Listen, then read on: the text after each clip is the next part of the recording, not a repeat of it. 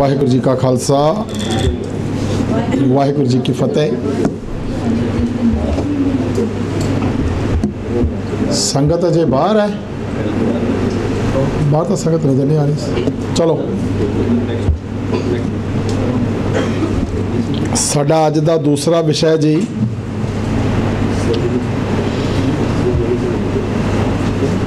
बलिहारी कुदरत वसिया वातावरण की सांझ संभाल the concept of environment protection in Shri Guru Granth Sahib. अज जदों असी वातावरण की गल करते हैं तो सारे पासे ही चाहे वो किसी भी पद्धर ते है वातावरण साडा बड़ा खराब होया पिया। हवा पानी धरती हर तरह का पोल्यूशन हर चीज़ नूं मनुख ने अपनी वरतों कर करके खराब कर दिता है। भावें आपां गुरबाणी में पढ़ते रोज़ ही हाँ, पवन गुरु पानी पिता माता तरत महत। पवन नूं गुरु कह के संबोधन किया पातशाह ने, पानी नूं पिता कह के, धरती नूं माता कह के। पर जदों असीं अपना स्वार्थ वेखदे हाँ तो इन्हां चीज़ां नूं खराब करन तो असीं नहीं झिझकते और नहीं झिझके अज असीं माहौल देख रहे हाँ। तो अज इस विषय ते गल करन दे लई साडे विच मौजूद ने डॉक्टर रवेल सिंह जी, जो बड़ा लंबा समा पंजाबी अकादमी के सैकटरी भी रहे ने, यूनीवर्सिटी विच प्रोफैसर भी रहे ने, ते अजकल दिल्ली कमेटी के सहयोग नाल चल रहा international centre of Sikh studies उस दे सैकटरी जनरल भी ने। बड़े लंबे समय तो इन्हां सेवावां विच ने, गुरु साहब की कृपा है। तो अज इस विषय ते डॉक्टर साहब ने साडे नाल सांझ पानी है। गुरबाणी के आधार पर असी एनवायरनमेंट नूं किवें प्रोटैक्ट करना है उहदे बारे डॉक्टर रवेल सिंह जी नूं असीं बेनती की। उन्होंने इस बेनती नूं प्रवान किया तो अज साडे कोल हाज़र ने।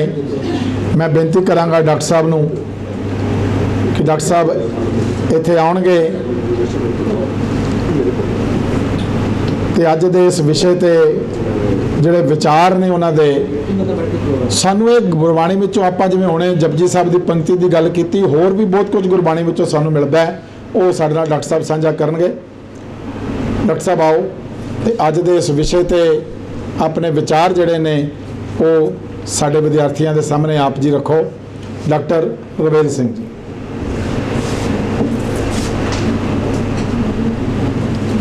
वाहिगुरू जी का खालसा वाहिगुरू जी की फतेह। मेरे वास्ते गोल्डी होरां ने एक बहुत मैनू परीक्षा च पाता कि सिंह साहब प्रोफैसर मनजीत सिंह होरी बोल के हटे होण और मेरे वर्गे बिल्कुल औगणहार बंदे नूं जिहदी गुरबाणी ते बहुती पकड़ भी ना होवे उन्होंने उन्हां दे बाद एकदम बुलाउणा। और मैनूं लगदा है कि मैं तुहाडी सहायता नाल, तुहाडी मेहर नाल, वाहिगुरू दी मेहर नाल कोशिश करूँगा कि मैं कुछ चज दीआं गल्लां कर सकां अपनी समझ मुताबक। क्योंकि एक तो साडा जिहड़ा मेरा कैरियर जिवें नहीं दस्सिया कि मैं बहुत साल ते सरकारी अफसरी की, पर प्रोफैसरशिप मैं 8 साल की है। वो प्रोफैसरां दा एक वक्री किस्म का तजर्बा हुंदा, एक वक्री किस्म का बोलण का तरीका हुंदा है जिहड़ा प्रचारकां नालों बिल्कुल वखरा हुंदा है। हो सकता है मैं उवें तुहानूं नाल ना जोड़ सकां, पर मैं कोशिश करूँगा कि इस सबजैक्ट नाल घट्टो घट्ट मैं न्याय कर सकां। मेरा असल च मेरी एक किताब पिछे आई सी शब्द सहज धुन, वो मैं बहुता इंटरफेथ ते अपने आप को कंसनट्रेट किया सी।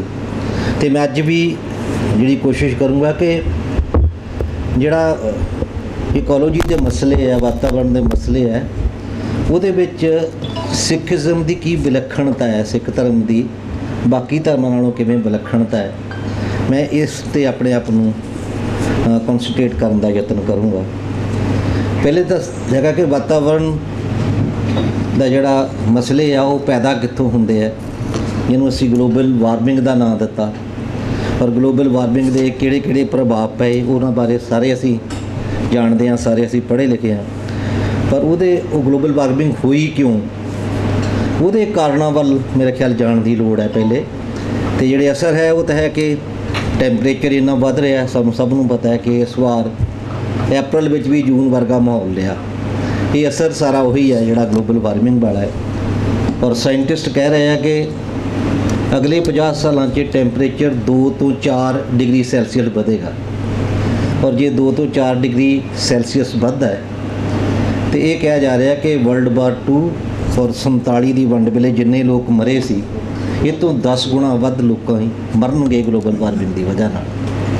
ਹੁਣ ਇਹ ਇੰਨਾ ਵੱਡੇ ਭਿਆਨਕ ਖਤਰੇ ਜਦੋਂ ਸਾਹਮਣੇ ਆਉਂਦੇ ਆ ਤੇ ਉਦੋਂ ਧਰਮ ਸ਼ਾਸਤਰੀ ਜਾਂ ਧਰਮ ਦੇ ਜਿਹੜੇ ਲੋਕ ਹੈ, ਫਿਲੋਸਫਰ ਹੈ, ਉਹ ਕਿਵੇਂ ਸੋਚਦੇ ਹੈ, ਇਹ ਗੱਲ ਜ਼ਿਆਦਾ ਸਾਡੇ ਕੰਸਰਨ ਵਾਲੀ ਹੈ। ਕਿਉਂਕਿ ਅਸਲ ਵਿੱਚ ਜੋ ਮੈਂ ਸਮਝਦਾ ਕਿ ਜਿਹੜੀ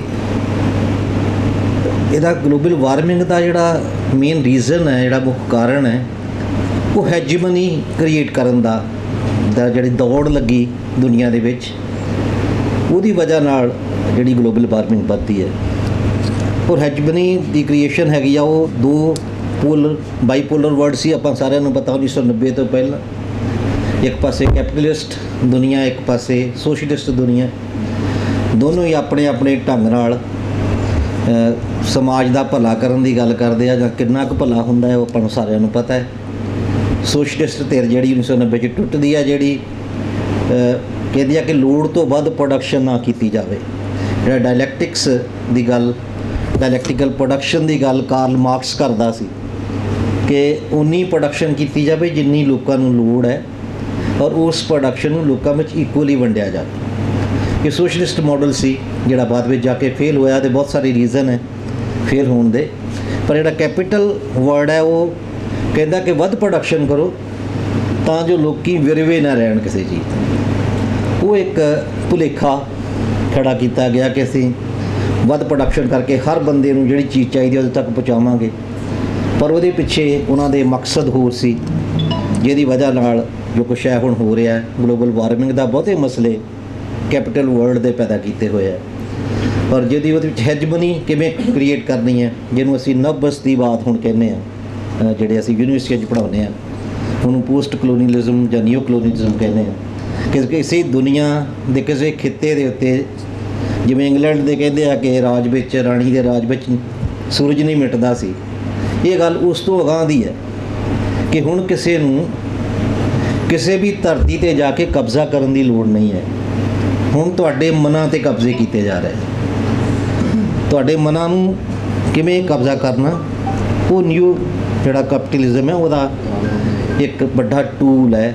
ਉਹ ਟੂਲ ਸਾਡੇ ਕੋਲ ਮੀਡੀਆ, ਕਿ ਕਿਵੇਂ ਤੁਹਾਨੂੰ ਤੁਸੀਂ ਜਿਹੜੇ ਫੈਸਲੇ ਕਰ ਰਹੇ ਹੋ, ਤੁਹਾਨੂੰ ਲੱਗਦਾ ਕਿ ਤੁਸੀਂ ਆਪਣੇ ਫੈਸਲੇ ਆਪ ਕਰ ਰਹੇ ਹੋ। ਤੁਸੀਂ ਕੀ ਖਾਂਦੇ ਹੋ, ਕੀ ਪਹਿਨਦੇ ਹੋ, ਈਵਨ ਕਿਹਨੂੰ ਵੋਟ ਪਾਉਂਦੇ ਹੋ, ਉਹ ਤੁਹਾਨੂੰ ਲੱਗਦਾ ਕਿ ਤੁਸੀਂ ਫੈਸਲੇ ਕਰ ਰਹੇ ਹੋ। ਤੁਸੀਂ ਕਿਸੇ ਨੇ ਪਗੜੀ ਬੰਨੀ ਹੈ, ਕੋਈ ਵਾਲ ਕਟਾਉਂਦਾ ਹੈ, ਕੋਈ ਸਾੜੀ ਪਾਉਂਦਾ, ਲੱਗਦਾ ਕਿ ਮੈਂ ਫੈਸਲੇ ਕਰ ਰਿਹਾ। ਜਾਂ ਮੈਂ ਕਿਸ ਕਿਸਮ ਦਾ ਸਾਬਣ ਹੀ ਵਰਤਦਾ, ਉਹ ਫੈਸਲਾ ਮੈਨੂੰ ਲੱਗਦਾ ਕਿ ਮੈਂ ਕਰਦਾ ਦੁਕਾਨ 'ਤੇ ਜਾ ਕੇ, ਮੈਂ ਚੋਇਸ ਕਰ ਰਿਹਾ। ਪਰ ਚੋਇਸ ਤੁਹਾਡੀ ਨਹੀਂ ਹੈ, ਉਹ ਚੋਇਸ ਉਸ ਕੈਪੀਟਲ ਵਰਲਡ ਦੀ ਹੈ ਜਿਹੜਾ ਵਾਰ-ਵਾਰ ਤੁਹਾਨੂੰ ਇਸ਼ਤਿਹਾਰ ਦਿਖਾਉਂਦਾ ਹੈ। ਉਹਦੇ ਵਿੱਚ, ਕਿਉਂਕਿ ਮੈਂ ਮੀਡੀਆ ਯੂਨੀਵਰਸਿਟੀ ਪੜ੍ਹਾਉਂਦਾ ਰਿਹਾ, ਉਹਦੇ ਵਿੱਚ ਮੈਂ ਇਹ ਗੱਲਾਂ ਬੜੀ ਮਿਨਿਊਟਲੀ ਸਿੱਖੀਆਂ ਸੀ ਕਿ ਸਾਨੂੰ ਜਿਹੜਾ ਥਰਡ ਵਰਲਡ ਹੈ, ਜਿਹਨੂੰ ਡਿਵੈਲਪਿੰਗ ਕੰਟਰੀਜ਼ ਕਹਿੰਦੇ ਆ, ਉਹਦੇ ਵਿੱਚ ਅਸੀਂ ਸਾਰੇ ਆਉਂਦੇ ਹਾਂ। ਏਸ਼ੀਆ ਦੇ ਸਾਰੇ ਕੰਟਰੀ ਥਰਡ ਵਰਲਡ ਹੈ। ਥਰਡ ਵਰਲਡ ਦੇ ਕੰਟਰੀਜ਼ ਨੂੰ ਜਿਹੜੀਆਂ ਸਮਝੌਤੇ ਹੋਏ, WTO ਦਾ ਬਹੁਤ ਸਾਰੇ ਸਮਝੌਤੇ ਹੋਏ ਆ, ਕਿ ਜਿਹਦੇ ਵਿੱਚ ਸਾਰੀ ਦੁਨੀਆ ਨੂੰ ਇੱਕ ਕਰਨ ਦਾ ਜਿਹੜਾ ਮਾਡਲ ਆਇਆ ਕਿ ਗਲੋਬਲ ਵਰਲਡ ਬਣਾਤਾ ਜਾਵੇ, ਵਿਸ਼ਵੀਕਰਨ ਦਾ ਜਿਹੜਾ ਜ਼ਮਾਨਾ ਆਇਆ।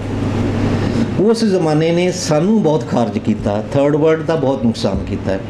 ਔਰ ਗਲੋਬਲ ਵਾਰਮਿੰਗ ਉਹਦਾ ਹੀ ਇੱਕ ਬਹੁਤ ਵੱਡਾ ਉਹਦੇ ਇੱਕ ਨਤੀਜਾ ਆਇਆ ਉਹਦਾ ਇੱਕ ਬਹੁਤ। ਦੇਖੋ ਤੁਸੀਂ ਕਿ ਸਾਡੇ ਕੋਲ ਜਿਹੜੀਆਂ 1990 ਦੇ ਕਰੀਬ ਹੀ ਜਦੋਂ ਵਿਸ਼ਵੀਕਰਨ ਦਾ ਦੌਰ ਸ਼ੁਰੂ ਹੁੰਦਾ, ਜਦੋਂ ਬਾਈਪੋਲਰ ਤੋਂ ਸਿੰਗਲਰ ਪੋਲਰ ਵਰਲਡ ਬਣਦਾ, ਇੱਕੋ ਹੀ ਖਿੱਤਾ ਰਹਿ ਜਾਂਦਾ ਕਿ ਅਮਰੀਕਾ ਦੀ ਹੈਜਮਨੀ ਕ੍ਰੀਏਟ ਹੋ ਜਾਂਦੀ ਹੈ।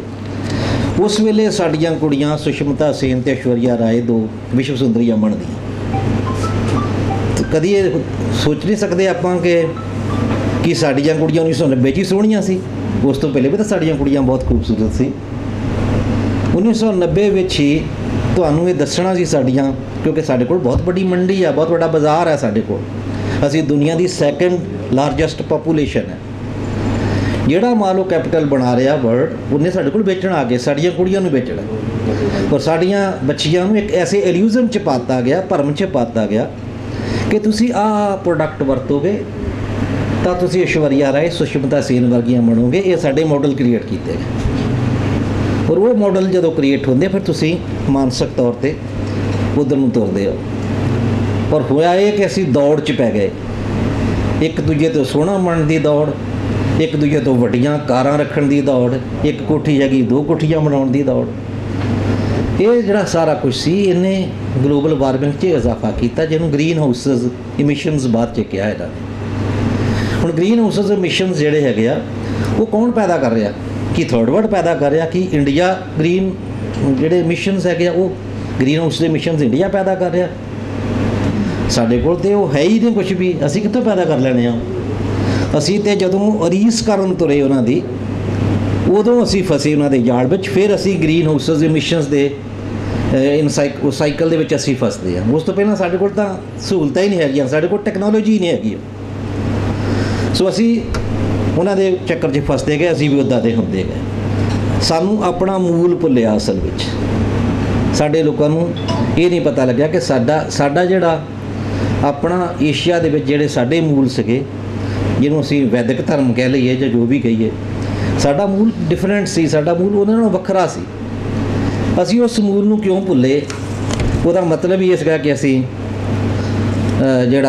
ਅਸੀਂ ਉਹਨਾਂ ਦੇ ਪਿੱਛੇ ਲੱਗ ਗਏ। ਅਸੀਂ ਉਸ ਚੂਹੇ ਦੌੜ ਵਿੱਚ ਪੈ ਗਏ, ਜਿਹੜੀ ਚੂਹੇ ਦੌੜ ਉਹਨੇ ਸ਼ੁਰੂ ਕੀਤੀ ਸੀ। ਉਹਨਾਂ ਨੇ ਸਾਨੂੰ ਓਰੀਐਂਟਲ ਕਹਿ ਕੇ ਭੰਡਿਆ, ਕਿ ਜਿਹੜਾ ਸਾਨੂੰ ਕਿਹਾ ਗਿਆ ਕਿ ਬਹੁਤ ਸਾਰੀਆਂ ਕਿਤਾਬਾਂ ਮਿਲਦੀਆਂ ਜਿਹੜੀਆਂ ਇਹ ਥਰਡ ਵਰਲਡ ਨੂੰ ਓਰੀਐਂਟਲ ਵਰਲਡ ਕਹਿੰਦੇ ਆ। ਉਹ ਵੈਸਟਰਨ ਵਰਲਡ ਜਿਹੜਾ ਉਹ ਡਿਵੈਲਪਡ ਕੰਟਰੀ ਹੈ। ਓਰੀਐਂਟਲ ਵਰਲਡ ਜਿਹਨੂੰ ਕਹਿੰਦੇ ਕਿ ਇਹ ਧਾਰਮਿਕ ਵਿਸ਼ਵਾਸਾਂ 'ਚ, ਵਹਿਮਾਂ ਭਰਮਾਂ 'ਚ ਫਸੇ ਹੋਏ ਲੋਕ ਹੈ। ਸਾਨੂੰ ਓਰੀਐਂਟਲ ਕਹਿ ਕੇ ਭੰਡਿਆ ਅਤੇ ਅਸੀਂ ਓਰੀਐਂਟਲਿਜ਼ਮ ਨੂੰ ਛੱਡਣਾ ਸ਼ੁਰੂ ਕੀਤਾ ਕਿ ਅਸੀਂ ਵੈਸਟਰਨ ਵਰਗੇ ਬਣਨਾ ਸ਼ੁਰੂ ਹੋ ਗਏ। ਉਹ ਸਾਡਾ ਮਸਲਾ ਉੱਥੇ ਆ ਕੇ ਖੜਾ ਹੋ ਗਿਆ ਕਿ ਅਸੀਂ ਉਹਨਾਂ ਵਰਗੇ ਬਣਨ ਦੀ ਕੋਸ਼ਿਸ਼ ਕੀਤੀ। ਉਹਦਾ ਨਤੀਜਾ ਅਸੀਂ ਹੁਣ ਦੇਖ ਲਓ ਭੁਗਤ ਰਹੇ ਹਾਂ। ਹੁਣੇ ਹੀ ਤੁਹਾਨੂੰ ਮੈਂ ਗਰਮੀ ਦੀ ਗੱਲ ਕੀਤੀ। ਕੁਝ ਸਾਲ ਪਹਿਲਾਂ ਉੱਤਰਾਖੰਡ 'ਚ ਕਿੰਨੇ, ਜਾਂ ਹੁਣ ਤਾਂ ਹਰ ਸਾਲ ਹੀ ਉੱਥੇ ਹੜ੍ਹ ਆਉਂਦੇ ਆ। ਉੱਤਰਾਖੰਡ ਵਿੱਚ ਪੂਰੀਆਂ ਕਲੋਨੀ ਨੇ, ਸ਼ਹਿਰਾਂ ਦੇ ਸ਼ਹਿਰ ਰੋੜ ਕੇ ਲੈ ਜਾਂਦੀ ਆ ਗੰਗਾ। ਜਾਂ ਕਿਵੇਂ ਕਿਤੇ ਸੋਕਾ ਪੈ ਰਿਹਾ, ਕਿਤੇ ਮੀਂਹ ਜ਼ਿਆਦਾ ਪੈ ਰਿਹਾ, ਜਾਂ ਦੂਸਰਾ ਹੈ ਕਿ ਮੌਸਮ ਬਦਲ ਰਿਹਾ।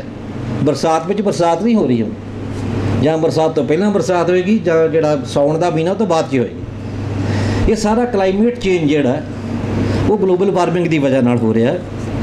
ਔਰ ਦੂਸਰਾ ਲਾਸ ਆਫ ਐਗਰੀਕਲਚਰ ਪ੍ਰੋਡਕਟ, ਜਿਹੜਾ ਸਾਡਾ ਮੁੱਖ ਕਾਰਨ ਹੈ, ਜਿਹੜਾ ਸਾਡਾ ਮੁੱਖ ਧੰਦਾ ਹੈ, ਸਾਡਾ ਖੇਤੀਬਾੜੀ ਦਾ ਵਾਲਾ ਦੇਸ਼ ਹੈ ਇਹ। ਲਾਸ ਆਫ ਐਗਰੀਕਲਚਰ ਪ੍ਰੋਡਕਟ ਸਾਡਾ ਇੱਥੇ ਬਹੁਤ ਹੋਇਆ। ਪਰ ਸਾਨੂੰ ਇੱਕ ਦਿਖਾਇਆ ਗਿਆ ਗ੍ਰੀਨ ਰੈਵੋਲੂਸ਼ਨ ਦਾ, ਇੱਕ ਸਾਨੂੰ ਕੱਢ ਕੇ ਦਿਖਾਤਾ ਇਹਨਾਂ ਨੇ ਕਿ ਗ੍ਰੀਨ ਰੈਵੋਲੂਸ਼ਨ ਜਿਹੜਾ ਤੁਸੀਂ ਕੀਤਾ, ਉਹਨਾਂ ਪੰਜਾਬ ਨੇ ਤਾਂ ਕਮਾਲ ਕਰ ਦਿੱਤੀ। ਪੰਜਾਬ ਨੂੰ ਅਸੀਂ ਇੰਨਾ ਮਾਣ ਕਰਨ ਲੱਗ ਗਏ ਕਿ ਪੰਜਾਬ ਤੇ ਦੁਨੀਆ ਦਾ ਜਿਹੜਾ ਹੈਗਾ ਅੰਨਦਾਤਾ ਹੈ। ਅਸੀਂ ਹੁਣੇ ਕਿਸਾਨ ਅੰਦੋਲਨ ਦੇ ਅਸੀਂ ਕਹਿੰਦੇ ਸੀ ਅਸੀਂ ਅੰਨਦਾਤਾ ਹੈ, ਪਰ ਅਸੀਂ ਕੇਵਲ ਅੰਨਦਾਤਾ ਹੀ ਹੈ, ਅਸੀਂ ਬਿਮਾਰੀ ਦਾਤਾ ਵੀ ਨਾਲ ਬਣੇ। ਅਸੀਂ ਪੰਜਾਬ ਦਾ ਪਾਣੀ ਖਰਾਬ ਕੀਤਾ, ਪੰਜਾਬ ਦੀ ਧਰਤੀ ਖਰਾਬ ਕੀਤੀ, ਪੰਜਾਬ ਦੀ ਹਵਾ ਖਰਾਬ ਕਰ ਲਈ। ਮੈਂ 1980 'ਚ ਦਿੱਲੀ ਆਇਆ ਸੀ, ਔਰ ਜਦੋਂ ਮੈਂ ਪਿੰਡ ਜਾਂਦਾ ਸੀ ਆਪਣੇ, ਮੈਂ ਪਿੰਡ ਦਾ ਰਹਿਣ ਵਾਲਾ, ਬਹੁਤ ਛੋਟਾ ਜਿਹਾ ਪਿੰਡ ਹੈ, ਅਤੇ ਮੈਨੂੰ ਇਹ ਲੱਗਦਾ ਹੁੰਦਾ ਸੀ ਕਿ ਜਦੋਂ ਮੈਂ ਆਪਣੇ ਘਰ ਜਾਣਾ ਤਾਂ ਮੇਰੀ ਭੁੱਖ ਵੱਧ ਜਾਂਦੀ ਹੈ। ਜੇ ਮੈਂ ਇੱਥੇ 2 ਰੋਟੀਆਂ ਖਾਣਾ ਤਾਂ ਪਿੰਡ ਜਾ ਕੇ ਮੈਂ 3 ਜਾਂ 4 ਖਾ ਲੈਂਦਾ ਸੀ, ਕਿਉਂਕਿ ਪਾਣੀ ਜਿਹੜਾ ਸੀ ਉੱਥੇ ਦਾ, ਉਹ ਪਾਣੀ ਘਿਓ ਵਾਂਗੂ ਲੱਗਦਾ ਸੀ। ਹੁਣ ਪੰਜਾਬ ਦਾ ਪਾਣੀ ਤੁਸੀਂ ਜਾ ਕੇ ਨਲਕੇ ਦਾ ਪਾਣੀ ਨਹੀਂ ਪੀ ਸਕਦੇ। ਤੁਸੀਂ ਪਾਣੀ ਉਹ ਪੀਓਗੇ ਤਾਂ ਤੁਸੀਂ ਕੈਂਸਰ ਹੋ ਜਾਏਗੀ ਤੁਹਾਨੂੰ, ਜਾਂ ਕਿ ਤੁਹਾਨੂੰ ਹੋਰ ਬਿਮਾਰੀ ਲੱਗ ਜਾਏ। ਤਾਂ ਅਸੀਂ ਇੱਕ ਬਿਮਾਰੀਆਂ ਵੀ ਉਹਨਾਂ ਇਕੱਠੀਆਂ ਕਰ ਲਈਆਂ। ਅਸ਼ਟਮਾ ਦੀ ਬਿਮਾਰੀ ਇੱਕ ਨਹੀਂ ਹੋਈ। ਜਾਂ ਹੁਣ ਇਹ ਤੁਸੀਂ ਦੇਖੋ ਨਾ, ਪੈਂਡੈਮਿਕ ਦਾ ਕੀ ਹੈ, ਜਿਹੜੀਆਂ ਗਲੋਬਲ ਵਾਰਮਿੰਗ ਦੀ ਵਜ੍ਹਾ ਨਾਲ ਇਨਸੈਕਟਸ ਵਧੇ ਬਹੁਤ ਸਾਰੇ, ਉਹਦੇ ਨਾਲ ਜਿਹੜੀਆਂ ਬਿਮਾਰੀਆਂ ਇੰਨੀਆਂ ਸਾਰੀਆਂ ਪੈਦਾ ਹੋਈਆਂ ਕਿ ਅਸੀਂ ਹੁਣ ਕਰੋਨਾ ਨੂੰ ਭੁਗਤ ਰਹੇ ਪਿਛਲੇ 3 ਸਾਲ ਤੋਂ। ਇਹ ਸਾਰਾ ਰੀਜ਼ਨ ਜਿਹੜਾ ਗਲੋਬਲ ਵਾਰਮਿੰਗ ਦੀ ਵਜ੍ਹਾ ਨਾਲ ਜਾਂ ਪੋਲਿਊਸ਼ਨ ਦੀ ਵਜ੍ਹਾ ਨਾਲ ਹੀ ਹੋਇਆ। ਅਤੇ ਉਹਦੇ ਨਾਲ ਹੋਇਆ ਕਿ ਡਿਵੋਸ਼ਨਲ ਜਿਹੜਾ ਵੈਸਟਰਨ ਵਰਲਡ ਹੈ, ਉਹਦੇ ਕੋਲ ਤਾਂ ਬੜੀਆਂ ਸਹੂਲਤਾਂ ਹੈ, ਉਹ ਤੇ ਤੋਂ ਵੀ ਬਚ ਰਿਹਾ। ਸਾਨੂੰ ਫਸਾ ਕੇ ਔਰ ਸਾਡੇ 'ਤੇ ਦੋਸ਼ ਵੀ ਮੜ ਰਿਹਾ ਉਹ कि थर्ड वर्ल्ड नहीं किया क्रिएट किया हैगा और सानू साडे उत्ते हैजमनी भी क्रिएट कर रहा, आप भी बच रहा, क्योंकि उहदे कोल तां साधन है।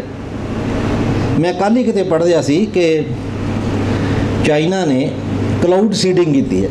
हुण क्लाउड सीडिंग का कॉन्सैप्ट साडे कित्थों आ जाना, साडे कोल तां पैसा ही है नहीं, ना साडे कोल टैक्नोलॉजी है। क्लाउड सीडिंग उन्हां करके जी कि वो जिहड़ी उपरों जहाज़ हवाई जहाज़ जां किसी भी एयर टैक्नोलॉजी दे नाल वो नमक छड्डदे आ ਉਹਦੇ ਵਿੱਚ ਅਸਮਾਨ ਦੇ ਵਿੱਚ, ਉਹ ਨਮਕ ਫਿਰ ਪਾਣੀ ਦੇ ਵਾਸ਼ਪੀਕਰਨ ਨੂੰ ਇਕੱਠਾ ਕਰਦਾ ਅਤੇ ਉਹ ਇੱਕ ਫਿਰ ਉਹ ਮੀਂਹ ਪੈ ਲੈਂਦੇ ਆ। ਔਰ ਉਹ ਉਹਨਾਂ ਕੋਲ ਟੈਕਨੋਲੋਜੀ ਇੱਦਾਂ ਦੀ ਕਿ ਜੇ ਉਹ ਚਾਹੁਣ ਦਿੱਲੀ ਦੀ ਵੈਸਟ ਦਿੱਲੀ 'ਚ ਮੀਂਹ ਪੈਣਾ ਤਾਂ ਵੈਸਟ ਦਿੱਲੀ 'ਚ ਹੀ ਪਊਗਾ, ਸਾਊਥ ਜਾਂ ਨਾਰਥ 'ਚ ਨਹੀਂ ਪਏਗਾ। ਹੁਣ ਉਹਦਾ ਇਹ ਹੈ ਕਿ ਜਿੱਥੇ ਉਹਨਾਂ ਨੇ ਠੰਡਾ ਕਰਨਾ ਆਪਣੀ ਸਹੂਲਤ ਲਈ ਉਹ ਨਹੀਂ ਅਤੇ ਆਪਣੀ ਟੈਕਨੋਲੋਜੀ ਵਰਤ ਲਈ, ਅਤੇ ਪਾਣੀ ਜਿੱਥੇ ਚਾਹੀਦਾ ਸੀ, ਜਿੱਥੇ ਠੰਡਾ ਕਰਨਾ ਸੀ, ਉਹ ਨਹੀਂ ਕਰ ਲਿਆ। पर ਜਿਹੜਾ ਪਾਣੀ ਉਹਨੇ ਵਾਸ਼ਪੀਕਰਨ ਉੱਪਰ ਇਕੱਠਾ ਕੀਤਾ, ਉਹ ਮੀਂਹ ਜੇ ਚਾਈਨਾ ਦੇ ਨਾਲ ਤਾਇਵਾਨ 'ਚ ਪੈਣਾ ਸੀ ਜਾਂ ਜਾਪਾਨ 'ਚ ਪੈਣਾ ਸੀ, ਉਹ ਤਾਂ ਸੂਤ ਲਿਆ ਉਹਨਾਂ ਨੇ, ਉਹ ਬਾਕੀ ਦੁਨੀਆ ਨੂੰ ਨਹੀਂ ਖਾਣਾ ਸ਼ੁਰੂ ਕਰ ਦਿੱਤਾ। ਹੁਣ ਉਹਦੇ ਵਿੱਚ ਸਾਡਾ ਹੁਣ ਇਹ ਮੈਨੂੰ ਲੱਗਦਾ ਸੀ ਕਿ ਇਹਦੇ ਵਿੱਚ ਅਸੀਂ ਜਿਹੜੀਆਂ ਧਾਰਮਿਕ ਪਰੰਪਰਾਵਾਂ ਹੈ ਉਹ ਕੀ ਰੋਲ ਅਦਾ ਕਰ ਰਹੀਆਂ ਸੀ, ਕਿ ਸਾਡਾ ਅਤੇ ਉਹਨਾਂ ਦਾ ਫਰਕ ਕੀ ਸੀ। ਕਿਉਂਕਿ ਅਸੀਂ ਸਨਾਤਨੀ ਧਰਮ 'ਚੋਂ ਸਾਡਾ ਧਰਮ ਨਿਕਲਿਆ, ਉਹ ਵੀ ਹੁਣ ਝਗੜਾ ਬੜਾ ਪੈ ਰਿਹਾ ਕਿ ਹੁਣ ਇੱਕ ਦਿਨ ਇੱਕ ਫੇਸਬੁੱਕ 'ਤੇ ਕੋਈ ਧਰਮ ਗੁਰੂ ਬੜਾ ਵੱਡਾ ਤਿਲਕ ਲਾ ਕੇ ਬੈਠਾ ਬੋਲਿਆ ਸੀ ਕਿ ਇਸ ਖਿੱਤੇ ਦਾ ਧਰਮ ਇੱਕੋ ਇੱਕ ਧਰਮ ਹੈ, ਸਨਾਤਨ ਧਰਮ, ਔਰ ਬਾਕੀ ਸਾਰੀਆਂ ਸੰਪਰਦਾਇਆਂ। ਕੀ ਅਸੀਂ ਉਹਨਾਂ ਦੀ ਗੱਲ ਮੰਨ ਲਈਏ ਕਿ ਅਸੀਂ ਸੰਪਰਦਾਇ ਹਾਂ? ਜੇ ਅਸੀਂ ਸੰਪਰਦਾਇ ਨਹੀਂ ਹਾਂ ਤਾਂ ਅਸੀਂ ਵੱਖਰੇ ਕਿਉਂ ਹਾਂ? ਉਹ ਅਸੀਂ ਐਸਟੈਬਲਿਸ਼ ਕਰਨਾ ਪਏਗਾ। ਹੁਣ ਪ੍ਰੋਬਲਮ ਇਹ ਕਿ ਸਾਡੇ ਬਹੁਤ ਸਾਰੇ ਵਿਦਵਾਨ, ਸਿੱਖ ਧਰਮ ਦੇ ਵਿਦਵਾਨ ਜਿਹੜੇ ਆ, ਉਹ ਸਿੱਖ ਧਰਮ ਨੂੰ ਵੇਦਾਂ ਦੀ ਨਿਰੰਤਰਤਾ ਵਿੱਚ ਵੇਖਣ ਲੱਗ ਪਏ, ਕਿਉਂਕਿ ਉੱਪਰ ਸਰਕਾਰ ਇਹੋ ਜਿਹੀ ਹੈ। ਮੈਂ ਸਰਕਾਰ 'ਤੇ ਕੋਈ ਕਮੈਂਟ ਨਹੀਂ ਕਰ ਰਿਹਾ, ਪਰ ਸਾਡੇ ਆਪਣੀਆਂ ਕਮੀਆਂ ਕਿ ਅਸੀਂ ਸਰਕਾਰ ਤੋਂ ਫਾਇਦੇ ਲੈਣੇ ਆ। ਅਸੀਂ ਆਪਣੇ ਛੋਟੇ ਛੋਟੇ ਫਾਇਦਿਆਂ ਲਈ ਆਪਣਾ ਧਰਮ ਕੁਰਬਾਨ ਕਰ ਦਿੱਤਾ, ਆਪਣੀ ਫਿਲਾਸਫੀ ਕੁਰਬਾਨ ਕਰ ਦਿੱਤੀ। ਅਸੀਂ ਇਹ ਕਹਿ ਦਿੱਤਾ ਕਿ ਅਸੀਂ ਤਾਂ ਵੈਦਿਕ ਧਰਮ ਜਾਂ ਸਨਾਤਨ ਧਰਮ ਦੀ ਨਿਰੰਤਰਤਾ ਵਿੱਚ ਸਿੱਖ ਧਰਮ ਆ ਰਿਹਾ। ਜੇ ਨਿਰੰਤਰਤਾ 'ਚ ਅਸੀਂ ਹੈਗੇ ਆ, ਤਾਂ ਫਿਰ ਲੋੜ ਕੀ ਸੀ ਬਾਬਾ ਨਾਨਕ ਨੂੰ ਆਉਣ ਦੀ? ਫਿਰ ਤਾਂ ਚੱਲੀ ਜਾ ਰਿਹਾ ਸੀ ਕੰਮ। ਜੈਨ ਧਰਮ ਨਾਲ ਵੀ ਇਹਨੇ ਇਹ ਕੀਤਾ, ਬੁੱਧ ਧਰਮ ਨਾਲ ਵੀ ਇਹਨੇ ਇਹ ਕੀਤਾ। ਜਦੋਂ ਜੈਨ ਧਰਮ ਆਇਆ, ਬੁੱਧ ਧਰਮ ਤੋਂ ਪਹਿਲੇ ਜੈਨ ਧਰਮ ਆਇਆ, ਵੇਦਾਂ ਤੋਂ ਬਾਅਦ ਉਪਨਿਸ਼ਦ ਪੁਰਾਣ ਆਉਂਦੇ ਆ, ਫਿਰ ਜੈਨ ਧਰਮ ਆਉਂਦਾ। ਔਰ ਜੈਨ ਧਰਮ ਸਾਰੀ ਸਨਾਤਨੀ ਧਰਮ ਦੀ ਪਰੰਪਰਾ ਨੂੰ ਬਦਲਦਾ ਹੈ, ਉਹਨੂੰ ਜਜ਼ਬ ਕਰਨ ਦੀ ਕੋਸ਼ਿਸ਼ ਕੀਤੀ ਔਰ ਮੋਸਟਲੀ ਜਜ਼ਬ ਕਰ ਲਿਆ ਗਿਆ। ਪਰ ਬੁੱਧ ਧਰਮ ਤੋਂ 200 ਸਾਲ 2000 ਸਾਲ ਬਾਅਦ ਬੁੱਧ ਧਰਮ ਆਉਂਦਾ ਔਰ ਬੁੱਧ ਧਰਮ ਪੂਰਾ ਦੇਸ਼ ਦਾ ਸਿਨੈਰੀਓ ਬਦਲਦਾ। ਇਸ ਦੇਸ਼ ਦਾ ਨਹੀਂ, ਇਸ ਪੂਰੇ ਏਸ਼ੀਆ ਦਾ ਸਿਨੈਰੀਓ ਬਦਲਦਾ। ਔਰ ਬੁੱਧ ਧਰਮ ਜਦੋਂ ਬਹੁਤ ਸਾਰਾ ਫੈਲ ਜਾਂਦਾ, ਫਿਰ ਵਕਤ ਪੈਂਦਾ ਅਤੇ ਸ਼ੰਕਰਾਚਾਰੀਆ ਵਰਗੇ ਲੋਕ ਆਉਂਦੇ, ਜਿਹਨੂੰ ਅਸੀਂ ਨਾ ਬ੍ਰਾਹਮਣਵਾਦ ਕਹਿੰਦੇ ਜਾਂ ਵੇਦਾਂਤਿਕ ਧਰਮ ਕਹਿੰਦੇ। ਵੇਦਾਂ ਤੋਂ ਬਾਅਦ ਵੇਦਾਂਤਿਕ ਹੈ, ਔਰ ਵੇਦਾਂਤਿਕ ਧਰਮ ਸ਼ੰਕਰਾਚਾਰੀਆ ਇੰਨੇ ਐਗਰੈਸਿਵਲੀ ਲੈ ਕੇ ਆਉਂਦਾ ਕਿ ਬਹੁਤ ਸਾਰੇ ਬੋਧੀਆਂ ਨੂੰ ਮਾਰਿਆ ਜਾਂਦਾ ਇੱਥੇ। ਅਸੀਂ ਕਹਿੰਦੇ ਹਾਂ ਕਿ ਸਨਾਤਨ ਧਰਮ ਹਿੰਸਕ ਨਹੀਂ ਹੈ, ਪਰ ਪਹਿਲੀ ਵਾਰੀ ਉਸ ਲਈ ਸਨਾਤਨ ਧਰਮ ਹਿੰਸਕ ਹੁੰਦਾ ਔਰ ਬੋਧੀਆਂ ਨੂੰ ਮਾਰ ਕੇ ਇਸ ਦੇਸ਼ 'ਚੋਂ ਭਜਾਇਆ ਜਾਂਦਾ। ਔਰ ਦੋ ਤਰ੍ਹਾਂ ਦੀਆਂ ਕੋਸ਼ਿਸ਼ਾਂ ਹੁੰਦੀਆਂ, ਇੱਕ ਪਾਸੇ ਇਹਨਾਂ ਨੂੰ ਡਰਾਓ, ਧਮਕਾਓ, ਕੁੱਟੋ, ਮਾਰੋ, ਦੂਜਾ ਇਹਨਾਂ ਨੂੰ ਪੁਲਿਸੋ, ਜੋ ਹੁਣ ਸਾਡੇ ਨਾਲ ਵੀ ਹੋ ਰਿਹਾ। ਉਹ ਹੋਇਆ ਇਹ ਕਿ ਬਹੁਤੇ ਸਾਰੇ ਕੁੱਟ ਮਾਰ ਕੇ ਭਜਾਤੇ ਔਰ ਬੁੱਧ ਧਰਮ ਚੀਨ 'ਚ ਫੈਲ ਗਿਆ, ਤਾਈਵਾਨ, ਜਾਪਾਨ, ਕੋਰੀਆ, ਦੇਖੋ ਬੁੱਧ ਧਰਮ ਕਿੱਥੇ ਫੈਲਿਆ, ਸਾਰਾ ਚੀਨ ਸਾਰਾ ਬੁੱਧ ਹੀ ਹੈ। ਪਰ ਸਾਡਾ ਜਿਹੜੇ ਅਸੀਂ ਜਿੱਥੋਂ ਪੈਦਾ ਹੋਇਆ ਉੱਥੇ ਹੈ ਨਹੀਂ, ਉਹ ਤਾਂ ਖਤਮ ਕਰ ਦਿੱਤਾ ਗਿਆ। ਜਾਂ ਜਿਹੜੇ ਬਚੇ ਉਹਨਾਂ ਨੂੰ ਕਿਹਾ ਕਿ ਜਿਹੜਾ ਬੁੱਧ ਸੀ, ਮਹਾਤਮਾ ਬੁੱਧ, ਉਹ ਵਿਸ਼ਨੂੰ ਦਾ ਅਵਤਾਰ ਸੀ। ਸਾਨੂੰ ਇਹ ਭਰਮ ਪਾਇਆ ਗਿਆ ਔਰ ਤਾਂ ਕਿ ਜਿਹੜੇ ਬੁੱਧੀ ਆ ਉਹ ਆਪਣੇ ਆਪ ਨੂੰ ਸਨਾਤਨ ਧਰਮ ਦੀ ਇੱਕ ਸੰਪਰਦਾਇ ਵਜੋਂ ਕਬੂਲ ਕਰ ਲੈ। ਹੁਣ ਸਾਡੇ ਨਾਲ ਵੀ ਇਹੀ ਪ੍ਰੋਬਲਮਸ ਹੋ ਰਹੀਆਂ, ਉਹਦੀ ਆਪਾਂ ਡਿਟੇਲ 'ਚ ਨਹੀਂ ਜਾਂਦੇ ਕਿਉਂਕਿ ਸਾਡਾ ਸਬਜੈਕਟ ਹੋ ਰਿਹਾ। ਹੁਣ ਜਿਹੜਾ ਸਨਾਤਨ, ਪਹਿਲਾਂ ਆਪਾਂ ਦੇਖੀਏ ਸਨਾਤਨ ਧਰਮ ਅਤੇ ਈਸਾਈ ਧਰਮ ਜਾਂ ਵੈਸਟ ਦੇ ਜਿਹੜੇ ਵੈਸਟ ਦੀ ਇੱਕ ਸੈਮਿਟਿਕ ਧਰਮ ਹੈਗੇ ਜਾਂ ਸਨਾਤਨੀ ਧਰਮ ਹੈਗੇ, ਦੋ ਹੀ ਦੁਨੀਆ ਦੇ ਧਰਮ ਹੈ ਵੱਡੇ। ਇੱਕ ਪਾਸੇ ਸੈਮਿਟਿਕ ਧਾਰਾ ਹੈ, ਦੂਜੇ ਪਾਸੇ ਸਨਾਤਨ ਧਾਰਾ ਹੈ। ਸੈਮਿਟਿਕ ਵਾਲੇ ਤਾਂ ਸਾਰਾ ਮੰਨ ਰਹੇ, ਉਹ ਯਹੂਦੀ ਨੂੰ ਵੀ ਧਰਮ ਮੰਨ ਰਹੇ ਆ, ਉਹ ਈਸਾਈ ਨੂੰ ਵੀ ਧਰਮ ਮੰਨ ਰਹੇ ਆ, ਇਸਲਾਮ ਨੂੰ ਵੀ ਧਰਮ ਮੰਨ ਰਹੇ ਆ। ਅਸੀਂ ਇੱਥੇ ਸੰਪਰਦਾਇ ਬਣੀ ਜਾ ਰਹੇ ਹਾਂ। ਪਰ ਉਹਦੇ ਵਿੱਚ ਸਾਡੇ 'ਚ ਕੀ ਫਰਕ ਹੈ? ਸਨਾਤਨ ਅਤੇ ਵੈਸਟ ਵਿੱਚ ਵੀ ਤਾਂ ਬੜਾ ਵੱਡਾ ਫਰਕ ਹੈ, ਜਿਹੜਾ ਜਿੱਥੇ ਮੈਂ ਫੋਕਸ ਕਰਨਾ ਚਾਹ ਰਿਹਾ ਅੱਜ ਦੀ ਗੱਲ ਨੂੰ, ਕਿ ਸਾਡੇ 'ਤੇ ਕਿਉਂ ਕਾਰਨ, ਇਹ ਕੀ ਕਾਰਨ ਹੈ ਕਿ ਸਾਡੇ ਗਲੋਬਲ ਵਾਰਮਿੰਗ ਦਾ ਜਾਂ ਅਸਰ ਹੈ ਸਾਡੇ 'ਤੇ ਵੀ ਹੋਇਆ। कि असीं कित्थों भुल कित्थे होई साडे कोल। मैं बहुत गुरबाणी ਦੀਆਂ ਤੁਕਾਂ ਵਿੱਚ नहीं जाऊँगा, गुरबाणी के ਰੈਫਰੈਂਸਸ ਵੱਲ घट जाऊँगा, पर मैं कारण ਲੱਭਣ ਦੀ कोशिश कर रहा कि होया की है।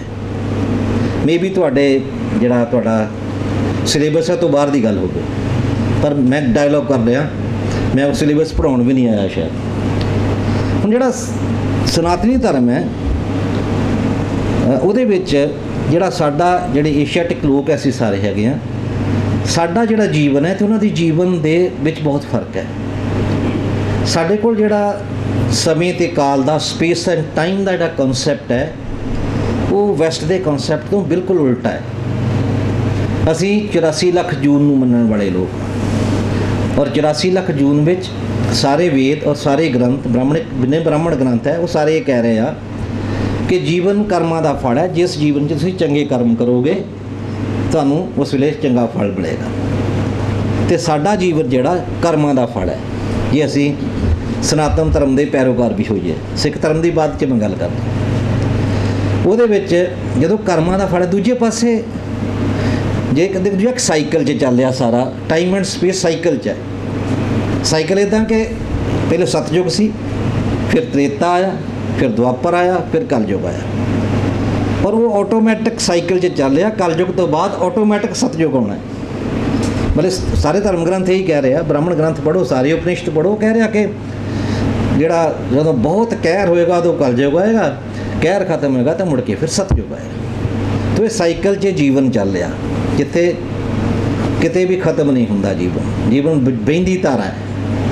ਪਰ ਦੂਜੇ ਪਾਸੇ ਈਸਾਈ ਧਰਮ ਦੇ ਵਿੱਚ ਜਿਹੜਾ ਜੀਵਨ ਹੈ, ਜਾਂ ਸੈਮਟਿਕ ਧਰਮ ਵਿੱਚ ਜੀਵਨ ਜਿਹੜਾ, ਉੱਥੇ ਐਡਮ ਤੇ ਈਵ ਦਾ ਕਨਸੈਪਟ ਹੈ।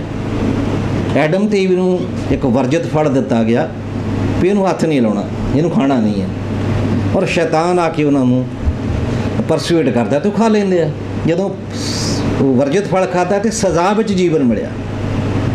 ਹੁਣ ਇੱਕ ਪਾਸੇ ਇੱਕ ਜੀਵਨ ਸਜ਼ਾ 'ਚ ਮਿਲਿਆ ਵਾ, ਇੱਕ ਜੀਵਨ ਕਰਮਾਂ ਦਾ ਫਲ ਹੈ। ਜਿਹੜਾ ਕਰਮਾਂ ਦੇ ਫਲ ਵਾਲਾ ਹੈ ਉਹ ਨੈਚੁਰਲ ਹੈ ਕਿ ਚੰਗੇ ਕਰਮ ਹੀ ਕਰੂਗਾ, ਉਹਨੂੰ ਉਪਦੇਸ਼ ਵੀ ਚੰਗੇ ਕਰਮ ਕਰਨ ਦਾ ਹੋਏਗਾ। ਔਰ ਜਿਹੜਾ ਸਜ਼ਾ ਦਾ ਜੀਵਨ ਭੁਗਤ ਰਿਹਾ, ਨੈਚੁਰਲ ਹੈ ਕਿ ਉਹ ਰਿਵੈਂਜਫੁਲ ਹੋਏਗਾ। ਮੈਨੂੰ ਕੁੱਟ ਕੇ ਕੱਢਿਆ ਗਿਆ ਸਵਰਗ 'ਚੋਂ ਜਾਂ ਉੱਪਰੋਂ, ਅਤੇ ਮੈਂ ਕਿਸੇ ਹੋਰ ਤਰ੍ਹਾਂ ਬਿਹੇਵ ਕਰੂੰਗਾ ਦੁਨੀਆ 'ਚ ਆ ਕੇ। ਮੈਨੂੰ ਪਲੋਸ ਕੇ ਭੇਜਿਆ ਗਿਆ ਅਤੇ ਮੈਂ ਹੋਰ ਤਰ੍ਹਾਂ ਬਿਹੇਵ ਕਰੂੰਗਾ। ਹੁਣ ਇੱਕ ਤਾਂ ਬਹੁਤ ਵੱਡਾ ਡਿਫਰੈਂਸ ਇਹੀ ਸੀਗਾ ਸਨਾਤਨੀ ਪਰੰਪਰਾ ਵਿੱਚ ਅਤੇ ਸੈਮਟਿਕ ਪਰੰਪਰਾ ਵਿੱਚ। ਸਿੱਖ ਧਰਮ ਕਿੱਥੋਂ ਆ ਕੇ ਵੱਖਰਾ ਹੁੰਦਾ ਇੱਥੋਂ। ਸਿੱਖ ਧਰਮ ਵੱਖਰਾ ਇਹ ਹੁੰਦਾ ਕਿ ਮੈਂ ਪੜ੍ਹਿਆ ਸੀ ਕਿ ਜਿਹੜੇ ਸਨਾਤਨ ਧਰਮ ਵਿੱਚ ਅਸੀਂ ਕਹਿੰਦੇ ਹਾਂ ਕਿ ਬ੍ਰਹਮਾ ਸੁਪਰੀਮ ਪਾਵਰ ਹੈ ਨਾ, ਬ੍ਰਹਮਾ ਸੁਪਰੀਮ ਪਾਵਰ ਹੈ। ਬ੍ਰਹਮਾ ਇਸ ਸ੍ਰਿਸ਼ਟੀ ਦਾ ਸਿਰਜਣਹਾਰ ਬ੍ਰਹਮਾ ਹੈ, ਔਰ ਅੱਗੇ ਫਿਰ ਦੇਵੀ ਦੇਵਤੇ। ਪਰ ਮੈਨੂੰ ਉਹ ਗੱਲ ਪਹਿਲੋਂ ਨਹੀਂ ਸੀ ਪਤਾ, ਪਰ ਹੁਣ ਕਿ ਮੈਂ ਕਿਸੇ ਗ੍ਰੰਥ 'ਤੇ ਕੰਮ ਕਰ ਰਿਹਾ ਜਿਹਨੂੰ ਪੰਚਮ ਵੇਦ ਕਹਿੰਦੇ, ਮੈਂ ਉੱਥੇ ਕੋਈ ਕੰਮ ਕਰ ਰਿਹਾ, ਪੜ੍ਹ ਰਿਹਾ ਸੀ। ਉਹਦੇ 'ਚ ਮੈਨੂੰ ਪਤਾ ਲੱਗਿਆ ਕਿ ਦੇਵਤਿਆਂ ਅਤੇ ਬ੍ਰਹਮਾ, ਵਿਸ਼ਨੂੰ ਮਹੇਸ਼ ਅਤੇ ਦੇਵਤਿਆਂ ਦੇ ਵਿਚਕਾਰ ਇੱਕ ਹੋਰ ਤਾਕਤ ਹੈਗੀ ਜਿਹਨੂੰ ਸੇਸ ਤਾਕਤ ਦੀ ਸਾਨੂੰ ਸ਼ਾਇਦ ਸਿੱਖਾਂ ਨੂੰ ਨਹੀਂ ਪਤਾ, ਮੈਨੂੰ ਨਹੀਂ ਸੀ ਪਤਾ, ਤੁਹਾਨੂੰ ਸਭ ਨੂੰ ਪਤਾ ਹੋਏਗੀ ਸ਼ਾਇਦ। ਉਹ ਹੈਗੀ ਕਿ ਬ੍ਰਹਮਾ ਦੇ ਮਾਨਸ ਪੁੱਤਰ ਹੈ, ਔਰ 10 ਮਾਨਸ ਪੁੱਤਰ ਹੈ ਬ੍ਰਹਮਾ ਦੇ। ਉਹ ਨਾਂ ਵੀ ਮੇਖਿਆ ਕਿ ਇੱਕ ਦਾ ਨਾਂ ਪਹਿਲਾ ਪੁੱਤਰ ਮਰੀਚ ਹੈ, ਦੂਜਾ ਅੰਗਰਿਸ ਹੈ, ਅਤਰੀ ਹੈ, ਪੁਲ ਸਤਿਆ ਹੈ, ਪੁਲਾ ਹੈ, ਕ੍ਰਿਤੂ ਹੈ, ਭ੍ਰਿਗੂ ਹੈ, ਵਸ਼ਿਸ਼ਟ ਹੈ, ਵਕਸ਼ ਹੈ ਅਤੇ ਨਾਰਦ ਹੈ। ਇਹ ਬ੍ਰਹਮਾ ਦੇ 10 ਮਾਨਸ ਪੁੱਤਰ ਹੈ। ਹੁਣ ਬ੍ਰਹਮਾ ਦੇ ਅੱਗੇ ਫਿਰ ਦੇਵੀ ਦੇਵਤੇ ਹੈ। ਦੇਵੀ ਦੇਵਤੇ ਉਸ ਅਗਲੀ ਕੜੀ 'ਚ ਆਉਂਦੇ ਆ। ਜਦੋਂ ਬ੍ਰਹਮਾ ਸ੍ਰਿਸ਼ਟੀ ਸਿਰਜਦਾ ਹੈ ਅਤੇ ਉਹ ਇੱਕ ਉੱਪਰ ਬੈਠ ਕੇ ਇੱਕ ਸੁਪਰਵਾਈਜ਼ ਕਰ ਰਿਹਾ, ਥੱਲੇ ਸ੍ਰਿਸ਼ਟੀ ਦੇ ਵੱਖਰੇ ਵੱਖਰੇ ਕਾਰਜ ਉਹ ਅਲੱਗ-ਅਲੱਗ ਦੇਵਤਿਆਂ ਨੂੰ ਦਿੱਤੇ ਹੋਏ ਆ, ਜਿਨ੍ਹਾਂ ਨੂੰ ਫਿਰ ਸੁਪਰਵਾਈਜ਼ ਕਰਦੇ ਉਹਦੇ ਪੁੱਤਰ। ਸ੍ਰਿਸ਼ਟੀ ਦੀ ਸਿਰਜਣਾ ਵਿੱਚ ਪੁੱਤਰਾਂ ਦਾ ਬਹੁਤ ਵੱਡਾ, ਮਾਨਸ ਪੁੱਤਰਾਂ ਦਾ ਬਹੁਤ ਵੱਡਾ ਯੋਗਦਾਨ ਹੈ। ਇੱਕੋ ਤਾਂ ਮੈਂ ਸਿਰਫ ਗੱਲ ਕਰਦਾ ਕਿ ਇੱਕ ਜਿਹੜਾ ਅਤਰੀ ਹੈ, ਜਿਹੜੇ ਅਤਰੀ ਬ੍ਰਾਹਮਣ ਆਪਣੇ ਨੂੰ ਕਹਿੰਦੇ ਆ, ਇਹ ਅੰਤਰਿਸ਼ ਜਾਂ ਅੰਤਰੇ ਕਹਿੰਦੇ ਆ, ਜਿਹੜਾ ਉਹਨਾਂ ਦਾ ਪੁੱਤਰ ਹੈ, ਤੀਜਾ ਪੁੱਤਰ ਜਿਹੜਾ ਇਸ ਤਰ੍ਹਾਂ ਗਲੋਬਲ ਵਾਰਮਿੰਗ ਜਿਹੜਾ ਮੈਂ ਤਾਂ ਇੱਕ ਦੀ ਗੱਲ ਕਰੂੰਗਾ, ਬਾਕੀਆਂ ਦੀ ਗੱਲ ਨਹੀਂ ਕਰਦਾ। ਉਹ ਜਿਹੜਾ ਅੰਤਰੇ ਹੈ ਜਾਂ ਅਤਰੀ ਹੈ, ਉਹਨੂੰ ਬ੍ਰਹਮਾ ਜੀ ਭੇਜਦੇ ਆ ਕਿ ਤੁਸੀਂ ਦੁਨੀਆ ਵਿੱਚ ਜਾ ਕੇ ਸ੍ਰਿਸ਼ਟੀ ਦਾ ਜਿਹੜਾ ਸਿਰਜਣ ਹੈ ਉਹਨੂੰ ਤੁਸੀਂ ਜਿਹੜਾ ਰੂਪ ਦੇਣਾ ਹੈ। ਤੇ ਜਦੋਂ ਉਹ ਕਹਿੰਦੇ ਇੱਥੇ ਆਉਂਦੇ ਆ ਦੁਨੀਆ 'ਚ, ਤੇ ਉਹ ਦੇਖਦੇ ਆ ਕਿ ਸ਼ੂਨਿਆ ਹਨੇਰਾ ਹੈ। ਉਹ ਚੰਦਰਮਾ ਤੇ ਸੂਰਜ ਦੇਵਤੇ ਆ। ਮੈਂ ਤਾਂ ਕਹਿ ਰਿਹਾ ਕਿ 3 ਕੜੀਆਂ ਹੈਗੀਆਂ, ਬ੍ਰਹਮਾ, ਫਿਰ ਪੁੱਤਰ, ਫਿਰ ਦੇਵਤੇ। ਉਹ ਸੂਰਜ ਤੇ ਚੰਦਰਮਾ ਨੂੰ ਬੁਲਾਉਂਦੇ ਆ, ਪਰ ਜਦੋਂ ਸੂਰਜ ਚੰਦਰਮਾ ਆਉਂਦੇ ਤਾਂ ਉਹਦੀ ਲਾਈਟ ਬੜੀ ਘੱਟ ਹੈ। ਹੁਣ ਅਤਰੀ ਕਹਿੰਦੇ ਆ ਕਿ ਬ੍ਰਹਮਾ ਦੀ ਅੱਖ 'ਚੋਂ ਪੈਦਾ ਹੋਇਆ, ਇਸ ਲਈ ਉਹਦਾ ਨਾਂ ਅਤਰੀ ਹੈ। ਉਹਨੇ ਲਾਈਟ ਦੇਣੀ ਹੈ, ਦਾ ਮਤਲਬ ਹੈ ਨਾ, ਰੋਸ਼ਨੀ ਦਾ, ਪ੍ਰਕਾਸ਼ ਦਾ ਸਾਧਨ ਹੈ ਗਿਆ। ਫਿਰ ਉਹ ਆ ਕੇ ਸੂਰਜ ਤੇ ਚੰਦਰਮਾ ਨੂੰ ਤਾਕਤ ਬਖਸ਼ਦੇ ਆ। ਫਿਰ ਉਹ ਸੂਰਜ ਤੇ ਚੰਦਰਮਾ ਦਾ ਪ੍ਰਕਾਸ਼ ਫੈਲਦਾ, ਸ਼ੂਨਿਆ ਤੋਂ ਬਾਹਰ ਦੁਨੀਆ ਆਉਂਦੀ ਹੈ, ਸ੍ਰਿਸ਼ਟੀ ਆਉਂਦੀ ਹੈ, ਔਰ ਉਸ ਦੇ ਨਾਲ ਫਿਰ ਪ੍ਰਕਾਸ਼ ਦੇ ਨਾਲ ਬਾਕੀ ਦੁਨੀਆ ਸਾਰੀ ਹੌਲੀ ਹੌਲੀ ਪੈਦਾ ਹੁੰਦੀ ਹੈ।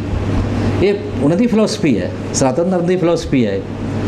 ਔਰ ਉਹਦੇ ਵਿੱਚ ਵੀ 3 ਜਿਹੜੇ ਹੈਗੇ ਆ, ਬ੍ਰਹਮਾ ਸ੍ਰਿਸ਼ਟੀ ਦਾ ਸਿਰਜਣਹਾਰ ਹੈ, ਵਿਸ਼ਨੂੰ ਸ੍ਰਿਸ਼ਟੀ ਦਾ ਪਾਲਣਹਾਰ ਜਾਂ ਚਲਾਉਣ ਵਾਲਾ ਹੈ, ਤੇ ਜਿਹੜਾ ਮਹੇਸ਼ ਹੈ ਉਹ ਵਿਨਾਸ਼ਕਾਰੀ ਹੈ।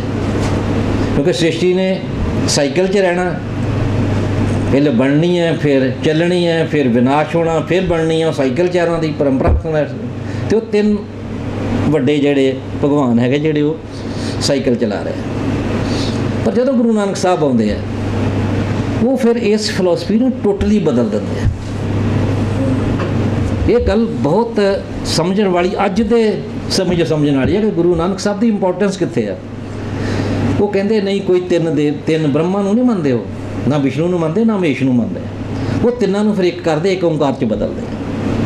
ਉਹੀ ਸਿਰਜਣਹਾਰ ਹੈ, ਉਹੀ ਪਾਲਣਹਾਰ ਹੈ, ਉਹੀ ਵਿਨਾਸ਼ ਕਰਦਾ ਹੈ, ਉਹੀ ਸਾਈਕਲ ਚਲਾਉਂਦਾ। ਹੁਣ ਇਹਦੇ ਵਿੱਚੋਂ ਹੀ ਸਾਡਾ ਸ੍ਰਿਸ਼ਟੀ ਦਾ ਜਿਹੜਾ ਅਗਲਾ ਕਨਸੈਪਟ ਨਿਕਲਦਾ, ਅਸੀਂ ਕਿੱਦਾਂ ਵੱਖਰੇ ਹੋਏ ਸਨਾਤਨ ਧਰਮ ਤੋਂ। ਇਹ ਵੀ ਗੱਲ ਸੱਚੀ ਆ ਕਿ ਦੁਨੀਆ ਵਿੱਚ ਕੋਈ ਚੀਜ਼ ਮੂਲ ਰੂਪ 'ਚ ਨਹੀਂ ਆਉਂਦੀ, ਕਿਤੇ ਨਾ ਕਿਤੇ ਅਸੀਂ ਲੈਂਦੇ ਹਾਂ, ਉਹਨੂੰ ਅਸੀਂ ਡਿਵੈਲਪ ਕਰਦੇ। ਗੁਰੂ ਨਾਨਕ ਸਾਹਿਬ ਨੇ ਸਿਰਫ ਇਹੋ ਹੀ ਨਹੀਂ, ਬਹੁਤ ਕੁਛ ਦੁਨੀਆ ਤੋਂ ਲਿਆ ਅਤੇ ਫਿਰ ਉਹਨੂੰ ਡਿਵੈਲਪ ਕੀਤਾ। ਅਤੇ ਇਸ ਤਰ੍ਹਾਂ ਜਦੋਂ ਅਸੀਂ ਗੁਰੂ ਸਾਹਿਬ ਦੀ ਫਿਲਾਸਫੀ ਦੇਖੋ ਤੁਸੀਂ, ਬਹੁਤ ਸਾਰੀਆਂ ਚੀਜ਼ਾਂ ਜਿਹੜੀਆਂ ਦੂਜਿਆਂ ਧਰਮਾਂ ਤੋਂ ਲਈਆਂ, ਉਹਨੇ ਆਪਣੇ ਢੰਗ ਨਾਲ ਡਿਵੈਲਪ ਕੀਤੀਆਂ। ਅਤੇ ਇਸ ਜਿਹੜੀ ਦਰਸ਼ਨ ਸੀ, ਇਸ ਫਿਲਾਸਫੀ ਨੂੰ ਉਹਨੇ ਡਿਵੈਲਪ ਕੀਤਾ ਕਿ ਇਹ 3 ਨਹੀਂ ਹੈਗੇ ਚਲਾਉਣ ਵਾਲੇ, ਇੱਕੋ ਹੀ ਹੈ। ਅਤੇ ਉਹਦੇ ਵਿੱਚ ਫਿਰ ਉਹ ਕੁਦਰਤ ਨੂੰ ਜਾਂ ਸ੍ਰਿਸ਼ਟੀ ਨੂੰ ਕਿਵੇਂ ਵੇਖਦੇ ਆ। ਉਹ ਜਦੋਂ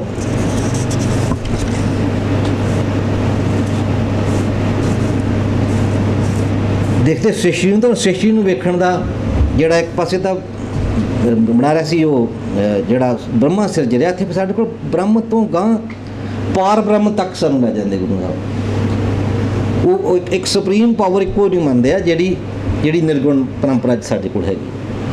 ਹੁਣ ਉਹਦੇ ਵਿੱਚ ਹੀ ਉਹ ਜਿਹੜੀ ਇੱਕ ਹਜੇ ਵੀ ਕੱਲ੍ਹ ਪਰਸੋਂ ਮੈਂ ਇੱਕ 'ਤੇ ਬੋਲਦੇ ਹਾਂ ਕਿਹਾ ਸੀ ਕਿ ਅਸੀਂ ਵਾਰ-ਵਾਰ ਕਹਿੰਦੇ ਹਾਂ ਕਿ ਸਿੱਖਇਜ਼ਮ ਜਿਹੜਾ ਸਿੱਖ ਧਰਮ ਵਿਗਿਆਨਕ ਧਰਮ ਹੈ। ਮੈਂ ਇਸ ਗੱਲ ਦੇ ਬਿਲਕੁਲ ਹੱਕ ਜਿਹੜੀ ਕਿ ਸਿੱਖ ਧਰਮ ਵਿਗਿਆਨਕ ਧਰਮ, ਕਿਉਂਕਿ ਵਿਗਿਆਨ ਤਾਂ ਪੈਦਾ ਹੀ ਬਾਅਦ 'ਚ ਹੋ ਰਿਹਾ। ਰੈਨੇਸਾਂ ਦੀ ਮੂਵਮੈਂਟ ਬਾਅਦ 'ਚ ਆ ਰਹੀ ਹੈ, ਸਿੱਖ ਧਰਮ ਪਹਿਲੇ ਬਣ ਰਿਹਾ। ਜਿਹੜਾ ਵਿਗਿਆਨ ਹੈ ਉਹ ਹਰ ਤਰਕ ਨੂੰ, ਹਰ ਚੀਜ਼ ਨੂੰ ਪ੍ਰਯੋਗਸ਼ਾਲਾ 'ਚ ਜਾ ਕੇ ਉਹਨੂੰ ਪ੍ਰਯੋਗ ਕਰਦਾ ਅਤੇ ਫਿਰ ਸਿੱਟੇ ਕੱਢ ਕੇ ਰੱਖ ਦਿੰਦਾ। ਅਸੀਂ ਉਹਨੂੰ ਮੰਨ ਲੈਂਦੇ, ਅਸੀਂ ਕਹਿੰਦੇ ਤੱਥ ਹੈ। ਅਤੇ ਗੁਰੂ ਸਾਹਿਬ ਤੋਂ ਉਸ ਤੋਂ ਪਹਿਲਾਂ ਪ੍ਰਯੋਗ ਕਰ ਰਿਹਾ। ਕਰਤਾਰਪੁਰ ਮਾਡਲ ਸਾਡੇ ਕੋਲ ਕਿਹੜਾ ਮਾਡਲ ਹੈ? ਉਹ ਪ੍ਰਯੋਗ ਦਾ ਮਾਡਲ ਨਹੀਂ ਹੈ, ਉਹ ਵਿਹਾਰਕਤਾ ਦਾ ਮਾਡਲ ਹੈ। ਜਿੰਨਾ ਗੁਰੂ ਸਾਹਿਬ ਉਦਾਸੀਆਂ 'ਚ ਜੋ ਕੁਛ ਗ੍ਰਹਿਣ ਕਰਦੇ ਆ, ਜੋ ਕੁਛ ਦਿੰਦੇ ਆ, ਜਿਹੜੇ ਉਪਦੇਸ਼ ਦੇ ਰਹੇ ਆ, ਗ੍ਰਹਿਣ ਵੀ ਕਰ ਰਹੇ ਆ। ਆਪਾਂ ਸਿੱਖ ਬਹੁਤਾ ਇੱਥੇ ਹੀ ਯਕੀਨ ਕਰ ਲਏ ਕਿ ਗੁਰੂ ਸਾਹਿਬ ਸਿਰਫ ਗਿਆਨ ਵੰਡਣ ਗਏ ਆ। ਜੇ ਗਿਆਨ ਵੰਡਣ ਗਏ ਹੁੰਦੇ ਤਾਂ ਜਿਹੜਾ ਸ਼੍ਰੀ ਗੁਰੂ ਗ੍ਰੰਥ ਸਾਹਿਬ ਦਾ ਆਦਿ ਗ੍ਰੰਥ ਜਿਹੜਾ ਸਰੂਪ ਆ ਸਾਡੇ ਕੋਲ, ਫਿਰ ਇਹ ਨਾ ਹੁੰਦਾ। ਉਹ ਗਿਆਨ ਗ੍ਰਹਿਣ ਕਰਨ ਵੀ ਗਏ ਆ। ਜਿੰਨੇ ਕਬੀਰ ਦੀ ਬਾਣੀ, ਬਾਕੀ ਬਾਣੀਆਂ ਜਿੰਨੀਆਂ ਆਈਆਂ, ਉਹ ਗ੍ਰਹਿਣ ਕਰਨ ਵਾਲੇ ਐਸਪੈਕਟ 'ਚੋਂ ਆ ਰਹੀ ਹੈ। ਔਰ ਜੋ ਗ੍ਰਹਿਣ ਕਰਦੇ ਆ, ਜੋ ਵੰਡਦੇ ਆ, ਉਹ ਦੋਨਾਂ ਨੂੰ ਪ੍ਰੈਕਟੀਕਲੀ ਜੀ ਕੇ ਦਿਖਾ ਰਿਹਾ ਕਰਤਾਰਪੁਰ ਆ ਕੇ। ਔਰ ਪ੍ਰੈਕਟੀਕਲ ਦਾ ਜਿਹੜਾ ਮਾਡਲ ਹੈ ਵਿਗਿਆਨ, ਇਸ ਲਈ ਮੈਂ ਕਹਿੰਦਾ ਕਿ ਸਿੱਖ ਧਰਮ ਵਿਗਿਆਨਕ ਧਰਮ ਕਿਵੇਂ? ਵਿਗਿਆਨ ਤਾਂ ਸਿੱਖ ਧਰਮ ਦੇ ਪਿੱਛੇ ਲੱਗਾ ਹੋਇਆ। ਜਿਹੜੀ ਬਿਗ ਬੈਂਗ ਦੀ ਥਿਊਰੀ ਹੈ, ਜਿਹੜੀ ਕਹਿ ਰਿਹਾ ਕਿ ਦੁਨੀਆ ਫੈਲੀ, ਇੱਕ ਧਮਾਕਾ ਹੋਇਆ ਅਤੇ ਫੈਲੀ, ਉਹ ਤਾਂ ਗੁਰੂ ਸਾਹਿਬ ਉਸ ਤੋਂ ਪਹਿਲਾਂ ਕਹਿ ਰਹੇ। ਔਰ ਬਿਗ ਬੈਂਗ ਦੀ ਥਿਊਰੀ ਵਾਲੇ ਕਹਿੰਦੇ ਇੱਕ ਵਾਰ ਦੁਨੀਆ ਫੈਲਦੀ ਆ, ਫਿਰ ਦੁਨੀਆ ਸੁੰਗੜਦੀ ਹੈ, ਉਹ ਵੀ ਸਾਈਕਲ 'ਚ ਰਹਿੰਦੇ ਆ। ਅਤੇ ਗੁਰੂ ਸਾਹਿਬ ਤਾਂ ਇਹ ਗੱਲਾਂ ਉਸ ਤੋਂ ਪਹਿਲਾਂ ਕਰ ਰਹੇ ਆ।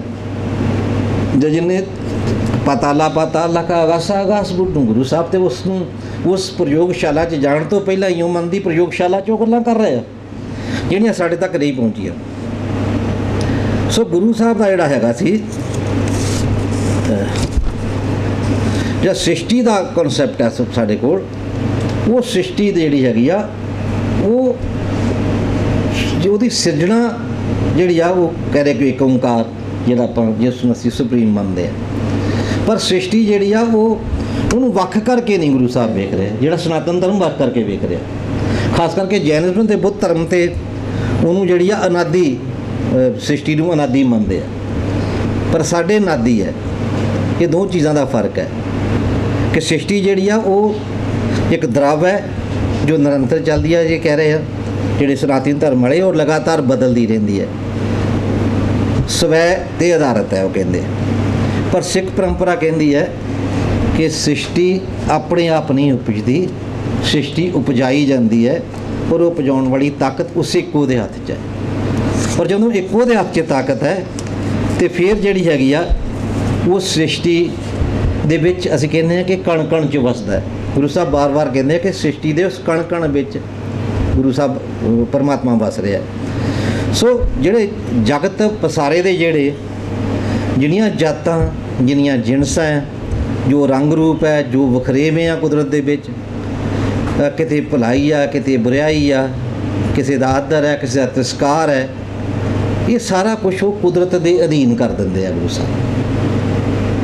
ਕੁਦਰਤ ਨੂੰ ਸਿਰਫ ਫਲਾਂ ਫੁੱਲਾਂ ਬੂਟਿਆਂ ਹਵਾ ਪਾਣੀ ਤੱਕ ਨਹੀਂ ਮਹਿਦੂਦ ਰੱਖਦੇ। ਉਹ ਕੁਦਰਤ ਵਿੱਚ ਸਾਰੇ ਵਰਤਾਰੇ ਨੂੰ, ਉਹ ਜਿਹਨੂੰ ਅਸੀਂ ਕਹਿੰਦੇ ਨਾ ਬਲਿਹਾਰੀ ਕੁਦਰਤ ਵਸਿਆ ਤੇਰਾ ਅੰਤ ਨਾ ਜਾਈ ਲਿਖਿਆ, ਅੱਜ ਦਾ ਬੜਾ ਮੂਲ ਸ਼ਬਦ ਹੀ ਅਸੀਂ ਇਹ ਲਿਆ ਸੀ।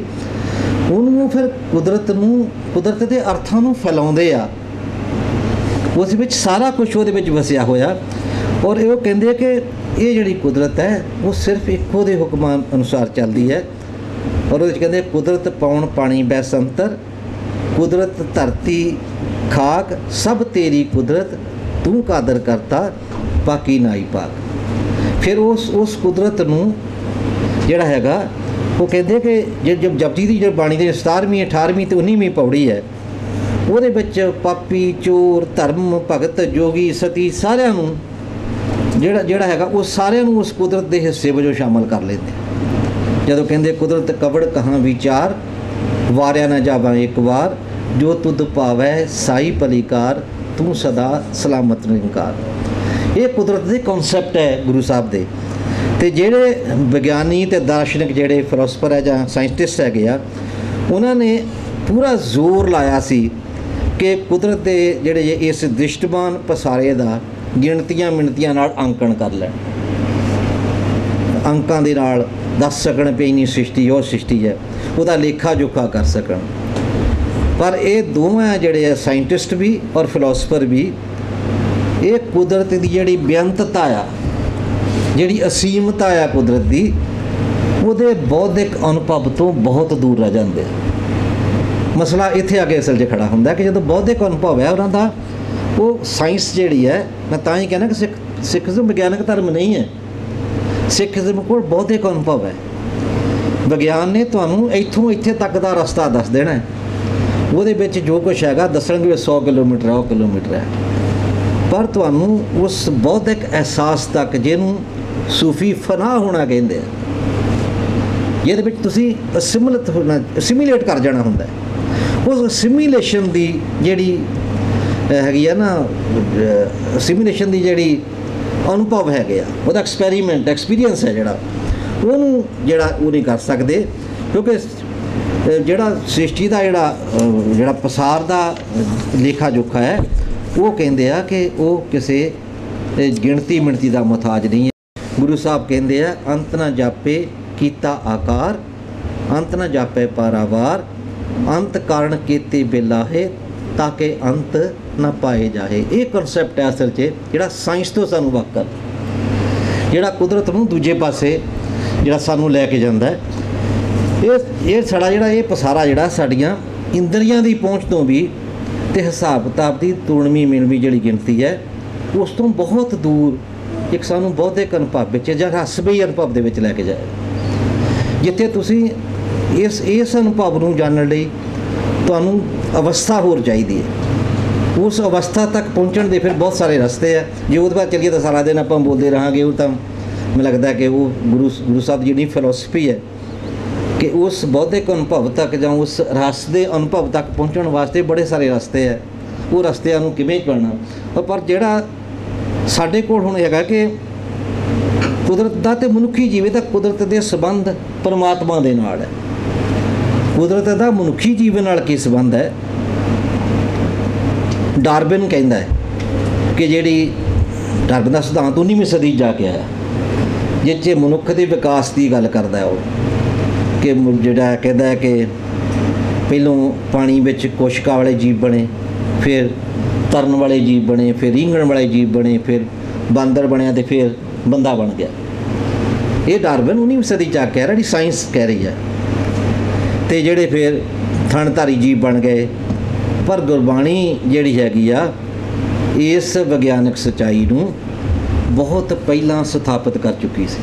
ਜਿਹੜੀ ਡਾਰਵਿਨ ਜਾ ਕੇ 19ਵੀਂ ਸਦੀ 'ਚ ਕਰਦਾ ਹੈ, ਉਸ ਨੂੰ ਗੁਰੂ ਸਾਹਿਬ 15ਵੀਂ ਸਦੀ 'ਚ ਕਰ ਰਿਹਾ, ਜਦੋਂ ਕਹਿੰਦੇ ਆ ਕਿ ਸਾਚੇ ਤੇ ਪਵਨਾ ਭਇਆ, ਪਵਨੇ ਤੇ ਜਲ ਹੋਏ, ਜਲ ਤੇ ਤ੍ਰਿਭਵਨ ਸਾਜਿਆ, ਘਟ ਘਟ ਜੋਤ ਸਮੋਏ।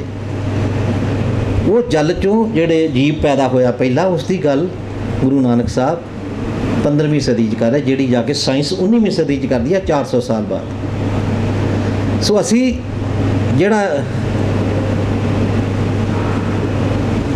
ਜਿਹੜਾ ਹੈਗਾ ਅਸੀਂ ਹੁਣ ਦੇਖਣਾ ਕਿ ਜਿਹੜੀ ਸਾਡਾ ਸੰਬੰਧ ਹੈ ਕਿ ਜਿਹੜਾ ਮਨੁੱਖ ਦਾ ਸੰਬੰਧ ਹੈ ਹਵਾ ਨਾਲ ਹੈ, ਪਾਣੀ ਨਾਲ ਹੈ, ਧਰਤੀ ਨਾਲ ਹੈ। ਇਹ ਤਿੰਨ ਚੀਜ਼ਾਂ, ਇਹਨਾਂ ਦੇ ਵਿੱਚ ਜਿਹੜਾ ਹੈਗਾ ਇਹਦਾ ਗੁਰਮਤਿ ਦਾ ਕੀ ਦ੍ਰਿਸ਼ਟੀਕੋਣ ਹੈ ਕਿ ਇਹਨੂੰ ਸੰਭਾਲ ਇਹਦੀ ਕਿੱਦਾਂ ਕੀਤੀ ਜਾਵੇ। ਸਾਡਾ ਮਸਲਾ ਤਾਂ ਅੱਜ ਦਾ ਇਹ ਹੈ ਕਿ ਇਸ ਦੀ ਸੰਭਾਲ ਕਿੱਦਾਂ ਕੀਤੀ ਜਾਵੇ। ਹੁਣ ਇਹਦੀ ਸੰਭਾਲ ਦੇ ਮਸਲੇ ਜਿਹੜੇ ਹੈਗੇ ਆ ਉਹ ਅਸੀਂ ਇਹ ਸਮਝਦਾ ਮੈਂ ਕਿ ਜਿਹੜਾ ਦੁਨੀਆ ਵਿੱਚ ਜੋ ਕੁਛ ਹੋ ਰਿਹਾ ਉਸ ਦਾ ਇਕੱਲਾ ਇੱਕੋ ਇੱਕ ਜੇ ਕੋਈ ਫਿਲਾਸਫੀ, ਇੱਕੋ ਇੱਕ ਕੋਈ ਜੇ ਗਿਆਨ, ਕੋਈ ਪਰੰਪਰਾ ਜੇ ਕੋਈ ਇਹਦਾ ਪ੍ਰਤੀ ਉੱਤਰ ਸਿਰਜ ਸਕਦੀ ਹੈ, ਇਸ ਇੰਨੀ ਵੱਡੀ ਆਫਤ ਤੋਂ ਦੁਨੀਆ ਨੂੰ ਬਚਾ ਸਕਦੀ ਹੈ, ਅਤੇ ਉਹ ਕੇਵਲ ਅਤੇ ਕੇਵਲ ਗੁਰੂ ਸਾਹਿਬ ਦਾ ਫਲਸਫਾ ਹੈ। ਕਿ ਉਸ ਫਲਸਫੇ ਦੇ ਵਿੱਚ ਜਿੱਥੋਂ ਮੈਂ ਗੱਲ ਸ਼ੁਰੂ ਕੀਤੀ ਸੀ ਕਿ ਉਸ ਫਲਸਫੇ ਦੇ ਵਿੱਚ ਜਦੋਂ ਅਸੀਂ ਦੌੜ 'ਚ ਪੈਂਦੇ ਹਾਂ, ਪਹਿਲੀ ਗੱਲ ਤਾਂ ਸਾਨੂੰ ਦੌੜ 'ਚ ਕਿਉਂ ਪੈਂਦੇ ਹਾਂ ਕਿ ਸਾਡੀ ਹਉਮੈ ਆ। ਸਾਨੂੰ ਇਹ ਹੁੰਦਾ ਕਿ ਮੇਰਾ ਗੁਆਂਢੀ ਦੇ ਘਰ ਵੱਡੀ ਕਾਰ ਆ ਗਈ ਅਤੇ ਮੇਰੇ ਘਰ ਉਸ ਤੋਂ ਵੱਡੀ ਆਉਣੀ ਚਾਹੀਦੀ ਹੈ।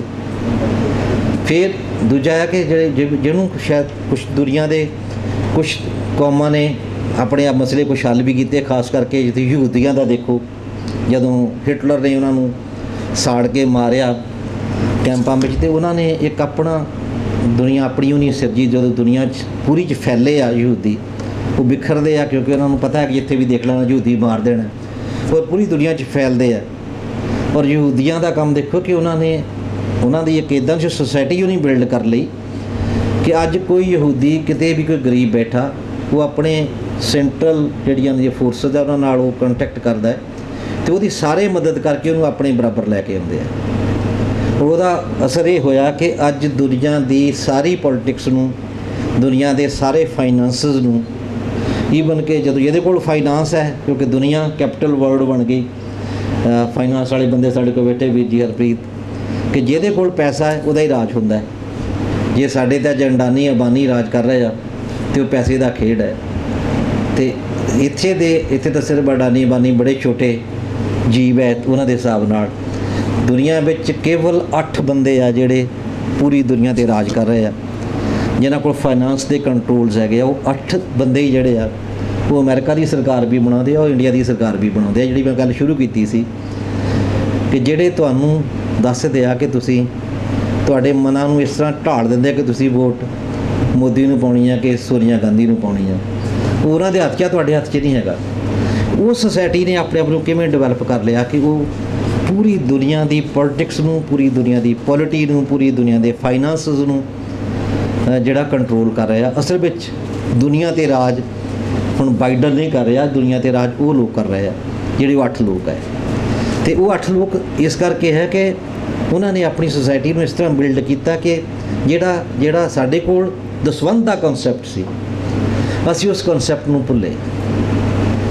ਅਸੀਂ ਆਪਣੀ ਹਉਮੈ 'ਚ ਪੈ ਕੇ ਵੱਧ ਚੀਜ਼ਾਂ ਇਕੱਠੀਆਂ ਕਰ, ਜਿਹੜੀ ਤ੍ਰਿਸ਼ਨਾ ਨੂੰ ਮਾਰਨ ਦੀ ਗੱਲ ਬਾਰ-ਬਾਰ ਗੁਰਬਾਣੀ 'ਚ ਆ ਰਹੀ ਹੈ। ਅਸੀਂ ਤ੍ਰਿਸ਼ਨਾ ਨਹੀਂ ਮਾਰ ਸਕੇ। ਜੇ ਤ੍ਰਿਸ਼ਨਾ ਮਰ ਜਾਏ ਤਾਂ ਹਉਮੈ ਵੀ ਖਤਮ ਹੋ ਜਾਏਗੀ, ਅਤੇ ਫਿਰ ਸਾਡੀ ਦੌੜ ਮੁੱਕੇਗੀ ਦੁਨੀਆ ਵੱਲ। ਜਦੋਂ ਦੌੜ ਮੁੱਕੇਗੀ ਸਾਡੇ ਕੋਲ ਕੰਟੈਂਟਮੈਂਟ ਦਾ ਜਿਹੜਾ ਨਾ, ਸਬਰ ਅਤੇ ਸੰਤੋਖ ਦਾ ਜਿਹੜਾ ਕਨਸੈਪਟ ਹੈ, ਅਸੀਂ ਉਹਨੂੰ ਵੀ ਭੁੱਲੇ ਅਸਲ 'ਚ। ਇਹ ਬਹੁਤ ਸਾਰੀਆਂ ਇਸ ਦੇ ਨਾਲ ਗੱਲਾਂ ਜਿਹੜੀਆਂ ਕੀਤੀਆਂ ਜਾ ਸਕਦੀਆਂ ਕਿ ਜਿਨ੍ਹਾਂ ਨਾਲ ਗੁਰੂ ਸਾਹਿਬ ਜਿਹੜੇ ਸਾਨੂੰ 5 ਵਿਕਾਰਾਂ 'ਤੇ ਕੰਟਰੋਲ ਕਰਨ ਦੀ ਗੱਲ ਕਰ ਰਹੇ ਆ, ਉਹ 5 ਵਿਕਾਰ ਹੀ ਅਸਲ 'ਚ ਇਹ ਸਾਰੀ ਦੁਨੀਆ ਦੇ ਦੁੱਖਾਂ ਦਾ ਕਾਰਨ ਬਣਦੇ ਆ। ਔਰ ਇਹਨਾਂ 5 ਵਿਕਾਰਾਂ ਨੂੰ ਮਾਰਨ ਦੇ ਜਿਹਨੂੰ ਅਸੀਂ ਕਹਿੰਦੇ ਹਾਂ ਕਿ ਜੁਗਤਾਂ ਹੈਗੀਆਂ, ਜਿਹਨੂੰ ਗੁਰਬਾਣੀ ਵਿੱਚ ਮੁਕਤ ਜੁਗਤ ਕਿਹਾ ਗਿਆ, ਉਹ ਜਿਹੜੀਆਂ ਜੁਗਤਾਂ ਜਿਹੜੀਆਂ ਉਹ ਦੁਨੀਆ ਸਾਰੀ ਨੂੰ ਉਹੀ ਜੁਗਤਾਂ ਜਿਹੜੀਆਂ ਬਚਾ ਸਕਦੀਆਂ। ਔਰ ਉਹਦੇ ਵਾਸਤੇ ਸਾਡਾ ਕਿੰਨਾ ਕੁ ਰੋਲ ਹੈ, being representative of that religion, ਅਸੀਂ ਕੀ ਕੰਟਰੀਬਿਊਟ ਕਰ ਸਕਦੇ ਹਾਂ। ਉਹ ਕੰਟਰੀਬਿਊਸ਼ਨ ਜਦ ਤੱਕ ਅਸੀਂ ਆਪੋ ਆਪਣੇ ਲੈਵਲ 'ਤੇ ਨਹੀਂ ਕਰਦੇ, ਅਸੀਂ ਬਲਿਹਾਰੀ ਕੁਦਰਤ ਵਸਿਆ ਦੇ ਜਿਹੜੇ ਸੰਕਲਪ ਹੈ ਉਹਦੇ ਤੱਕ ਪਹੁੰਚ ਸਕਦੇ ਹਾਂ। ਉਹਨੂੰ ਅਸੀਂ ਪਾ ਸਕਦੇ ਹਾਂ ਔਰ ਦੁਨੀਆ ਨੂੰ ਸਮਝਾ ਸਕਦੇ ਹਾਂ ਔਰ ਵਰਲਡ ਲੀਡਰ ਅਸੀਂ ਬਣ ਸਕਦੇ ਹਾਂ। ਮੇਰਾ ਖਿਆਲ ਕਿ ਇन्हीं ਗੱਲ ਨਾਲ ਮੈਂ ਆਪਣੀ ਗੱਲ ਖਤਮ ਕਰਦਾ। ਹੋ ਸਕਦਾ ਹੈ ਕਿ ਬਹੁਤ ਸਾਰੀਆਂ ਆਊਟ ਆਫ ਕੰਟੈਕਸਟ ਗੱਲਾਂ ਹੋਈਆਂ ਹੋਣਗੀਆਂ, ਹੋ ਸਕਦਾ ਕੋਈ ਗਲਤ ਵੀ ਬੋਲਿਆ ਹੋਵੇ। ਮੈਂ ਮਾफ़ी ਚਾਹੂੰਗਾ ਜੇ ਕੋਈ ਇਸ ਤਰ੍ਹਾਂ ਦੀ ਗੱਲ ਹੋਈ। ਬਹੁਤ ਬਹੁਤ ਸ਼ੁਕਰੀਆ ਤੁਹਾਡਾ ਇੰਨੀ ਪੇਸ਼ੈਂਸ ਨਾਲ ਸੁਣ ਲਈ। ਵਾਹਿਗੁਰੂ ਜੀ ਕਾ ਖਾਲਸਾ, ਵਾਹਿਗੁਰੂ ਜੀ ਕੀ ਫਤਿਹ।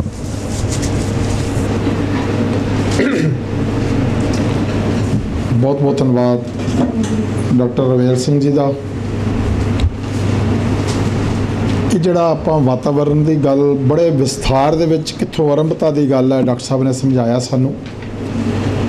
ਜਦੋਂ ਅੱਜ ਅਸੀਂ ਇਹਨੂੰ ਸ਼ਾਰਟਸ ਥੋੜ੍ਹੇ ਸ਼ਬਦਾਂ ਵਿੱਚ ਸਮਝਣਾ ਚਾਹੀਏ ਤਾਂ ਇਹੀ ਹੈ ਕਿ ਅਸੀਂ ਆਪ ਕੁਦਰਤ ਦੇ ਨੇੜੇ ਜਾਈਏ, ਕੁਦਰਤ ਦੀ ਸੰਭਾਲ ਵਾਲੇ ਪਾਸੇ ਜਾਈਏ, ਅਤੇ ਕਿਤੇ ਨਾ ਕਿਤੇ ਕੁਛ ਅਸਰ ਹੋ ਸਕਦਾ ਹੈ। ਨਹੀਂ ਤਾਂ ਹੁਣੇ ਜਿਵੇਂ ਡਾਕਟਰ ਸਾਹਿਬ ਨੇ ਵੀ ਗੱਲ ਕੀਤੀ ਕਿ ਆਉਣ ਵਾਲੇ 50 ਸਾਲਾਂ ਵਿੱਚ ਟੈਂਪਰੇਚਰ ਇੰਨਾ ਕੁ ਹੋਰ ਵੱਧ ਜਾਏਗਾ ਕਿ ਜਿਉਣਾ ਹੀ ਔਖਾ ਹੋ ਜਾਏਗਾ। ਉਹ ਤਾਂ ਅੱਜ ਵੀ ਔਖਾ ਹੋਇਆ ਹੀ ਪਿਆ, ਅਤੇ ਇਹਦੇ ਤੋਂ ਬਚਣ ਲਈ ਜਿਹੜੇ ਅਸੀਂ ਏਸੀ ਚਲਾ ਰਹੇ ਨੇ, ਇਹ ਵੀ ਬਾਹਰ ਉਸ ਗਰਮੀ ਨੂੰ ਵਧਾ ਹੀ ਰਹੇ ਨੇ। ਇਹ ਇਲਾਜ ਕੇਵਲ ਅੰਦਰ ਤੱਕ ਦਾ, ਬਾਹਰ ਇਹ ਤੁਹਾਡਾ ਹੋਰ ਵਾਧਾ ਕਰਦੇ ਨੇ। ਸੋ ਜਦੋਂ ਅਸੀਂ ਕੁਦਰਤ ਦੇ ਨੇੜੇ ਜਾਵਾਂਗੇ, ਕੁਦਰਤੀ ਜੀਵਨ ਨੂੰ ਜਿਉਣਾ ਦੁਬਾਰਾ ਆਰੰਭ ਕਰਾਂਗੇ, ਕਿਉਂਕਿ ਅੱਜ ਸਾਡਾ ਜੀਵਨ ਕੁਦਰਤ ਤੋਂ ਬਹੁਤ ਦੂਰ ਹੋ ਚੁੱਕਾ ਹੈ। ਸਾਡਾ ਖਾਣਾ ਪੀਣਾ, ਸਾਡਾ ਪਹਿਨਣਾ, ਰਹਿਣ ਸਹਿਣ, ਸਭ ਕੁਝ ਅਸੀਂ ਇੱਕ ਅਲੱਗ ਅੰਦਾਜ਼ ਦੇ ਵਿੱਚ ਕਰ ਰਹੇ ਹਾਂ। ਜਿਹੜੇ ਲਗਭਗ ਮੇਰੀ ਏਜ ਦੇ ਨੇ, ਜਦੋਂ ਕਿਤੇ ਆਪਾਂ ਆਪਣੇ ਬਚਪਨ ਵਿੱਚ ਜਾਈਏ ਤਾਂ ਬੜਾ ਅਲੱਗ ਜਿਹਾ ਜੀਵਨ ਹੁੰਦਾ ਸੀ, ਅਤੇ ਹੁਣ ਦੇਖੀਏ ਤਾਂ ਬਹੁਤ ਕੁਝ ਹੈ। ਸ਼ਾਇਦ ਇਸ ਜਨਰੇਸ਼ਨ ਵਾਲਿਆਂ ਨੇ ਬੜਾ ਸਾਰਾ ਬਦਲਾਵ ਦੇਖਿਆ, ਅਤੇ ਉਹ ਬਦਲਾਵ ਇੱਕ ਪਾਸੇ ਤਾਂ ਗੱਲ ਕੀਤੀ ਡਾਕਟਰ ਸਾਹਿਬ ਨੇ ਆਰੰਭਤਾ ਦੇ ਵਿੱਚ ਹੀ ਕਿ ਸਾਰਾ ਕੈਪੀਟਲਿਜ਼ਮ ਹੈ। ਜਿਹੜੇ ਕੈਪੀਟਲਿਸਟ ਨੇ ਉਹ ਸਾਰਾ ਕੁਝ ਤੁਹਾਨੂੰ ਸਮਝਾ ਰਹੇ ਨੇ ਕਿ ਤੁਸੀਂ ਕੀ ਕਰਨਾ ਹੈ, ਅਤੇ ਅਸੀਂ ਚੰਗਾ ਕਰਨ ਦੇ ਬਾਵਜੂਦ ਵੀ, ਚੰਗਾ ਸੋਚਣ ਦੇ ਬਾਵਜੂਦ ਵੀ ਫਿਰ ਉਹਨਾਂ ਦੀਆਂ ਕਈਆਂ ਗੱਲਾਂ ਦੇ ਵਿੱਚ ਆ ਕੇ ਉਹ ਕੁਝ ਕਰ ਜਾਂਦੇ ਹਾਂ ਜੋ ਕੁਝ ਸਾਨੂੰ ਨਹੀਂ ਕਰਨਾ ਚਾਹੀਦਾ। ਸੋ ਅਸੀਂ ਗੁਰਬਾਣੀ ਦੇ ਨਾਲ ਸਾਂਝ ਪਾਈਏ। ਬਲਿਹਾਰੀ ਕੁਦਰਤ ਵਸਿਆ ਵਾਲੀ ਗੱਲ ਕੀਤੀ ਵੀਰ ਜੀ ਨੇ, ਇਹਦੇ ਨਾਲ ਅਸੀਂ ਗੱਲ ਸਮਝ ਕੇ, ਇਹ ਬਾਣੀ ਅਸੀਂ ਰੋਜ਼ ਪੜ੍ਹਦੇ ਹਾਂ, ਇਹਨੂੰ ਸਮਝ ਕੇ ਵਿਚਾਰ ਕੇ ਅਸੀਂ ਆਪਣੇ ਆਪ ਨੂੰ ਗੁਰੂ ਦੇ ਨੇੜੇ ਲੈ ਕੇ ਜਾਈਏ, ਨੇਚਰ ਦੇ ਨੇੜੇ ਲੈ ਕੇ ਜਾਈਏ, ਅਤੇ ਜਿਹੜੀ ਕੁਦਰਤ ਹੈ ਇਹਦੇ ਜਦੋਂ ਨੇੜੇ ਜਾਵਾਂਗੇ, ਜਿੰਨਾ ਨੇੜੇ ਜਾਵਾਂਗੇ ਉਹਨਾਂ ਅਸੀਂ ਗੁਰੂ ਦੇ ਨੇੜੇ ਵੀ ਹੋਵਾਂਗੇ, ਪਰਮਾਤਮਾ ਦੇ ਨੇੜੇ ਵੀ ਹੋਵਾਂਗੇ। ਅਤੇ ਅਜਿਹੀਆਂ ਬਿਮਾਰੀਆਂ ਜਿਹੜੀਆਂ ਅੱਜ ਫੈਲ ਰਹੀਆਂ ਨੇ, ਅਸੀਂ ਅੰਨਦਾਤਾ ਤੋਂ ਬਿਮਾਰੀ ਦਾਤਾ ਕਿਵੇਂ ਬਣ ਗਏ, ਇਹਦੀ ਇੱਕ ਐਗਜ਼ਾਮਪਲ ਡਾਕਟਰ ਸਾਹਿਬ ਨੇ ਜ਼ਿਕਰ ਕੀਤਾ।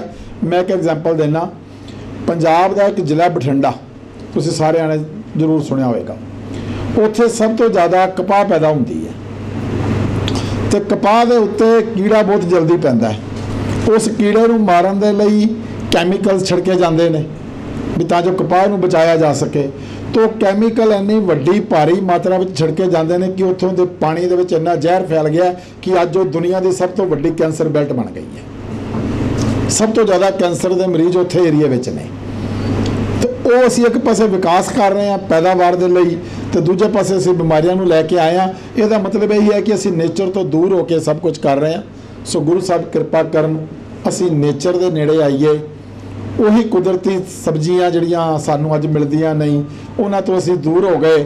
ਇਹਨਾਂ ਚੀਜ਼ਾਂ ਨੂੰ ਅਸੀਂ ਫਿਰ ਦੁਬਾਰਾ ਅੱਜ ਆਰਗੈਨਿਕ ਨਾਮ ਤੇ ਖੇਤੀਆਂ ਬੜੀਆਂ ਹੋ ਰਹੀਆਂ ਨੇ, ਉਹਨਾਂ ਨੂੰ ਅਸੀਂ ਹੋਰ ਆਪਣੇ ਆਪ 'ਚ ਵਧਾ ਕੇ ਤੇ ਉਹਨਾਂ ਦੇ ਨਾਲ ਜੁੜ ਕੇ ਅਸੀਂ ਆਪਣੇ ਜੀਵਨ ਨੂੰ ਤੇ ਵਾਤਾਵਰਣ ਨੂੰ ਬਚਾ ਸਕਦੇ ਹਾਂ। ਗੁਰੂ ਸਾਹਿਬ ਕਿਰਪਾ ਕਰਨ।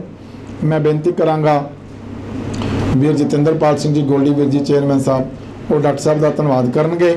ਉਪਰੰਤ ਡਾਕਟਰ ਸਾਹਿਬ ਦਾ ਸਨਮਾਨ ਵੀ ਕਰਨਾ ਹੈ ਤੇ ਸਾਰੀ ਸੰਗਤ ਦਾ ਵੀ ਧੰਨਵਾਦ ਕਰਨਗੇ। ਪਹਿਲਾਂ ਡਾਕਟਰ ਸਾਹਿਬ ਨੂੰ ਸਿਰੋਂ ਪਾਓ ਤੇ ਜੋ ਬਖਸ਼ਿਸ਼ ਹੈ ਸਨਮਾਨ ਦੀ ਉਹ ਵੀਰ ਜਤਿੰਦਰਪਾਲ ਸਿੰਘ ਜੀ ਗੋਲਡੀ।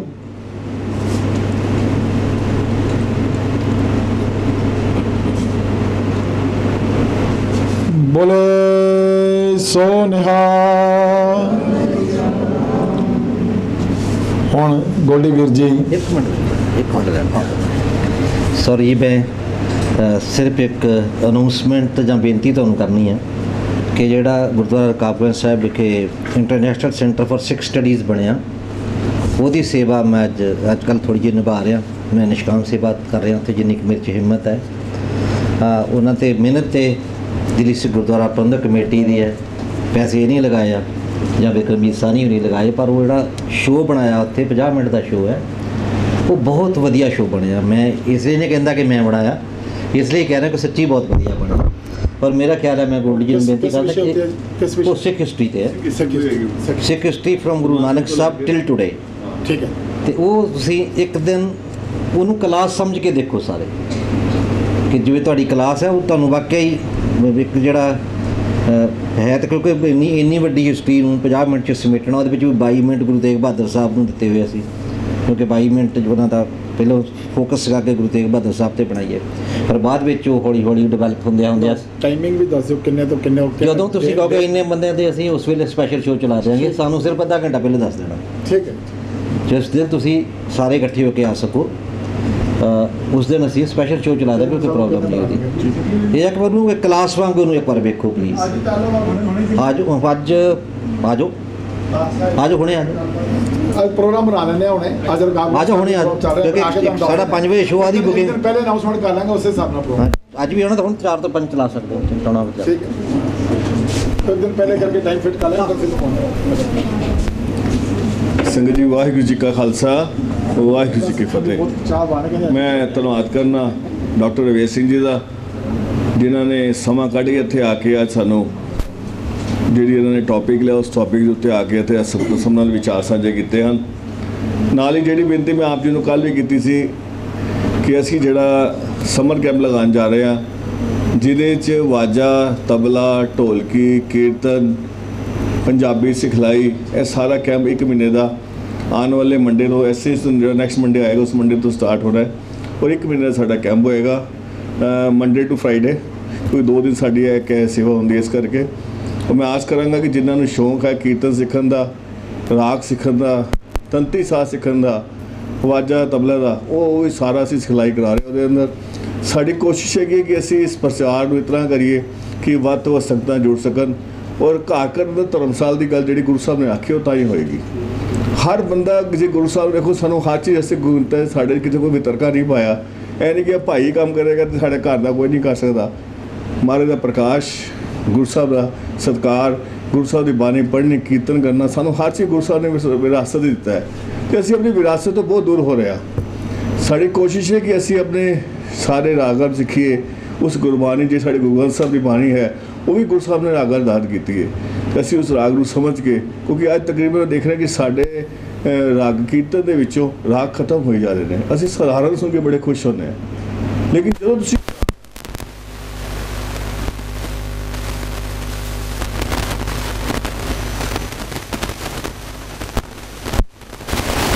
ਜਿਨ੍ਹਾਂ ਨੇ ਹੁਣ ਤੱਕ ਨਾਮ ਨਹੀਂ ਲਿਖਵਾਇਆ ਲਿਖਵਾਓ ਤੇ ਹੋਰ ਬਾਕੀਆਂ ਨੂੰ ਪ੍ਰੇਰੋ। ਆਉਣ ਵਾਲਾ 1 ਮਹੀਨਾ ਜਿਹੜਾ ਛੁੱਟੀਆਂ ਨਾਲ ਲਿਖੇ ਲਾ ਲਈਏ, ਸਾਰੇ ਮਿਲ ਕੇ ਅਸੀਂ ਵੱਧ ਤੋਂ ਵੱਧ ਇਹਦਾ ਪ੍ਰਚਾਰ ਕਰੀਏ। ਸਟੇਸ਼ਨ ਵੀ ਦੱਸ ਦਿਓ। ਇਹਦੀ ਸਟੇਸ਼ਨ ਬਾਹਰ ਸਾਡੇ ਵੀਰ ਬੈਠੇ ਨੇ, ਉਹਦੇ ਤੁਸੀਂ ਉਹਨਾਂ ਦਾ ਨਾਮ ਲਿਖਵਾ ਕੇ ਐਡਰੈਸ ਲਿਖਵਾ ਕੇ ਕਰਾ ਦਿਓ। ਉਹਦੇ ਅਸੀਂ ਮਾਤਿਕ 500 ਰੁਪਏ ਸੇਵਾ ਤਾਂ ਰੱਖੀ, ਕੋਈ ਜਿਹੜੇ ਸਾਜ਼ ਨੇ ਉਹਨਾਂ ਦੇ ਉੱਤੇ ਮੇਨਟੇਨੈਂਸ ਬੜੀ ਪੈ ਜਾਂਦੀ, ਉਸ ਕਰਕੇ ਰੱਖੀ, ਵਰਨਾ ਸਾਨੂੰ ਉਹਦੀ ਕੋਈ ਲੋੜ ਨਹੀਂ ਹੈ। ਕਿਉਂਕਿ ਜਿਹੜੇ ਸਾਜ਼ ਨੇ, ਤੰਤੀ ਸਾਜ਼ ਬੜੇ ਕੋਸਟਲੀ ਪੈਂਦੇ ਨੇ, ਤਬਲਾ ਵੇ, ਵਾਜਾ ਵੇ, ਔਰ ਇੱਕ ਨਹੀਂ ਸਾਨੂੰ ਕਿੰਨੇ ਇਹਦੇ 'ਚ ਕਲੈਕਸ਼ਨ ਇਕੱਠੀ ਕਰਨੀ ਪੈਣੀ ਸਾਰੀ ਸਾਜ਼ਾਂ ਦੀ, ਉਸ ਕਰਕੇ ਸਾਰਾ ਕਰਾਇਆ। ਅਤੇ ਮੈਂ ਆਸ ਕਰਾਂਗਾ ਕਿ ਆਪ ਜੀ ਸਾਰੇ अपनी रजिस्ट्रेशन जरूर करा के जाओ, ताकि असी 1 महीना लग के सारे मिल के 1 महीने बाद एक ऐसा समागम करांगे, तुहानूं सारे को कीर्तन बिठावांगे जो जो आप सीखे होगे। और प्रधान साहब मेरी गल चल रही है, ਜਿਹੜੇ ਵੀ ਅੱਜ ਪਾਰਟਿਸਿਪੇਟ ਕਰ ਰਹੇ ਗੁਰੂ ਸਾਹਿਬ ਮੇਕਰ, ਅਸੀਂ ਤਖਤ ਸ਼੍ਰੀ ਦਮਦਮਾ ਸਾਹਿਬ ਦੀ ਯਾਤਰਾ ਸਭ ਨੂੰ ਨਾਲ ਲੈ ਕੇ ਚੱਲਾਂਗੇ। ਗੁਰੂ ਸਾਹਿਬ ਦੇ ਸਥਾਨ ਤੇ ਜਾ ਕੇ ਹਮਾਰਾ ਸ਼ੁਕਰਾਨਾ ਕਰਕੇ ਆਵਾਂਗੇ ਕਿ ਗੁਰੂ ਸਾਹਿਬ ਨੇ ਦਾਤ ਸਭ ਨੂੰ ਸਭ ਬਖਸ਼ੀ ਹੈ। ਮੈਂ ਫਿਰ ਦੁਬਾਰਾ ਧੰਨਵਾਦ ਕਰਨਾ ਸਾਰਿਆਂ ਦਾ, ਔਰ ਤਨ ਸਤਿਕਾਰਯੋਗ ਡਾਕਟਰ ਰਵੇਸ਼ ਸਿੰਘ ਜੀ ਦਾ, ਜਿਨ੍ਹਾਂ ਨੇ ਆ ਕੇ ਇੱਥੇ ਅਸੀਸਾਂ ਬਖਸ਼ੀਆਂ ਨੇ। ਸਾਰੀ ਸੰਗਤ ਦਾ ਧੰਨਵਾਦ। ਵਾਹਿਗੁਰੂ ਜੀ ਕਾ ਖਾਲਸਾ, ਵਾਹਿਗੁਰੂ ਜੀ ਕੀ ਫਤਿਹ। ਡਾਕਟਰ ਸਾਹਿਬ ਨੇ ਜਿਹੜਾ international centre for Sikh studies ਦੀ ਗੱਲ ਕੀਤੀ, ਤੇ ਦੇਖੋ ਸਾਡੀਆਂ ਸੰਗਤਾਂ ਦੇ ਵਿੱਚ ਕਿੰਨਾ ਚਾਅ ਹੈ ਸਿੱਖਣ ਦਾ ਔਰ ਵੇਖਣ ਦਾ, ਕਿ ਅੱਜ ਹੀ ਜਾਣ ਨੂੰ ਆਪਾਂ ਤਿਆਰ ਹਾਂ। ਬਹੁਤ ਜਲਦੀ ਇਹਦਾ ਪ੍ਰੋਗਰਾਮ ਬਣਾ ਕੇ ਤੁਹਾਨੂੰ ਦੱਸਾਂਗੇ, ਤੇ ਬੱਸਾਂ ਜਿਹੜੀਆਂ ਨੇ ਉੱਥੋਂ ਸਿੱਧੀਆਂ ਉੱਥੇ ਲੈ ਜਾਏंगे ਮੈਟਰੋ ਤੋਂ। ਇੱਕ ਪ੍ਰੋਗਰਾਮ ਫਾਈਨਲ ਕਰਕੇ ਤੁਹਾਨੂੰ ਦੱਸਿਆ ਜਾਏਗਾ। ਔਰ ਦੇਖੋ ਇਹ ਚਾਅ ਕਿੰਨਾ ਹੈ। ਕੱਲ ਹਰਪ੍ਰੀਤ ਸਿੰਘ ਵੀਰ ਜੀ ਨੇ ਅਨਾਉਂਸਮੈਂਟ ਕੀਤੀ ਸੀ ਕਿ ਆਓ ਬਣੀਏ ਗੁਰਸਿੱਖ ਪਿਆਰਾ ਦੇ ਵਿੱਚ ਤੁਸੀਂ ਸ਼ਾਮਲ ਹੋਣਾ। ਉਹਦੇ ਵਾਸਤੇ ਵੀ ਕੁਝ ਕੁਐਰੀਜ਼ ਆਈਆਂ ਨੇ। ਕੇਵਲ 1 ਮਿੰਟ ਲਈ ਹਰਪ੍ਰੀਤ ਵੀਰ ਜੀ ਆਪ ਜੀ ਦੇ ਨਾਲ ਉਹਦੇ ਬਾਰੇ ਜਾਣਕਾਰੀ ਸਾਂਝੀ ਕਰਕੇ ਉਸ ਤੋਂ ਬਾਅਦ ਆਪਾਂ ਸਾਰਿਆਂ ਨੇ ਗੁਰੂ ਕਾ ਲੰਗਰ ਛਕਣ ਲਈ ਲੰਗਰ ਹਾਲ ਵਿੱਚ ਜਾਣਾ ਜੀ। ਸਭ ਦਾ ਬਹੁਤ ਬਹੁਤ ਧੰਨਵਾਦ। ਵਾਹਿਗੁਰੂ ਜੀ ਕਾ ਖਾਲਸਾ, ਵਾਹਿਗੁਰੂ ਜੀ ਕੀ ਫਤਿਹ। ਵੀਰ ਹਰਪ੍ਰੀਤ ਸਿੰਘ।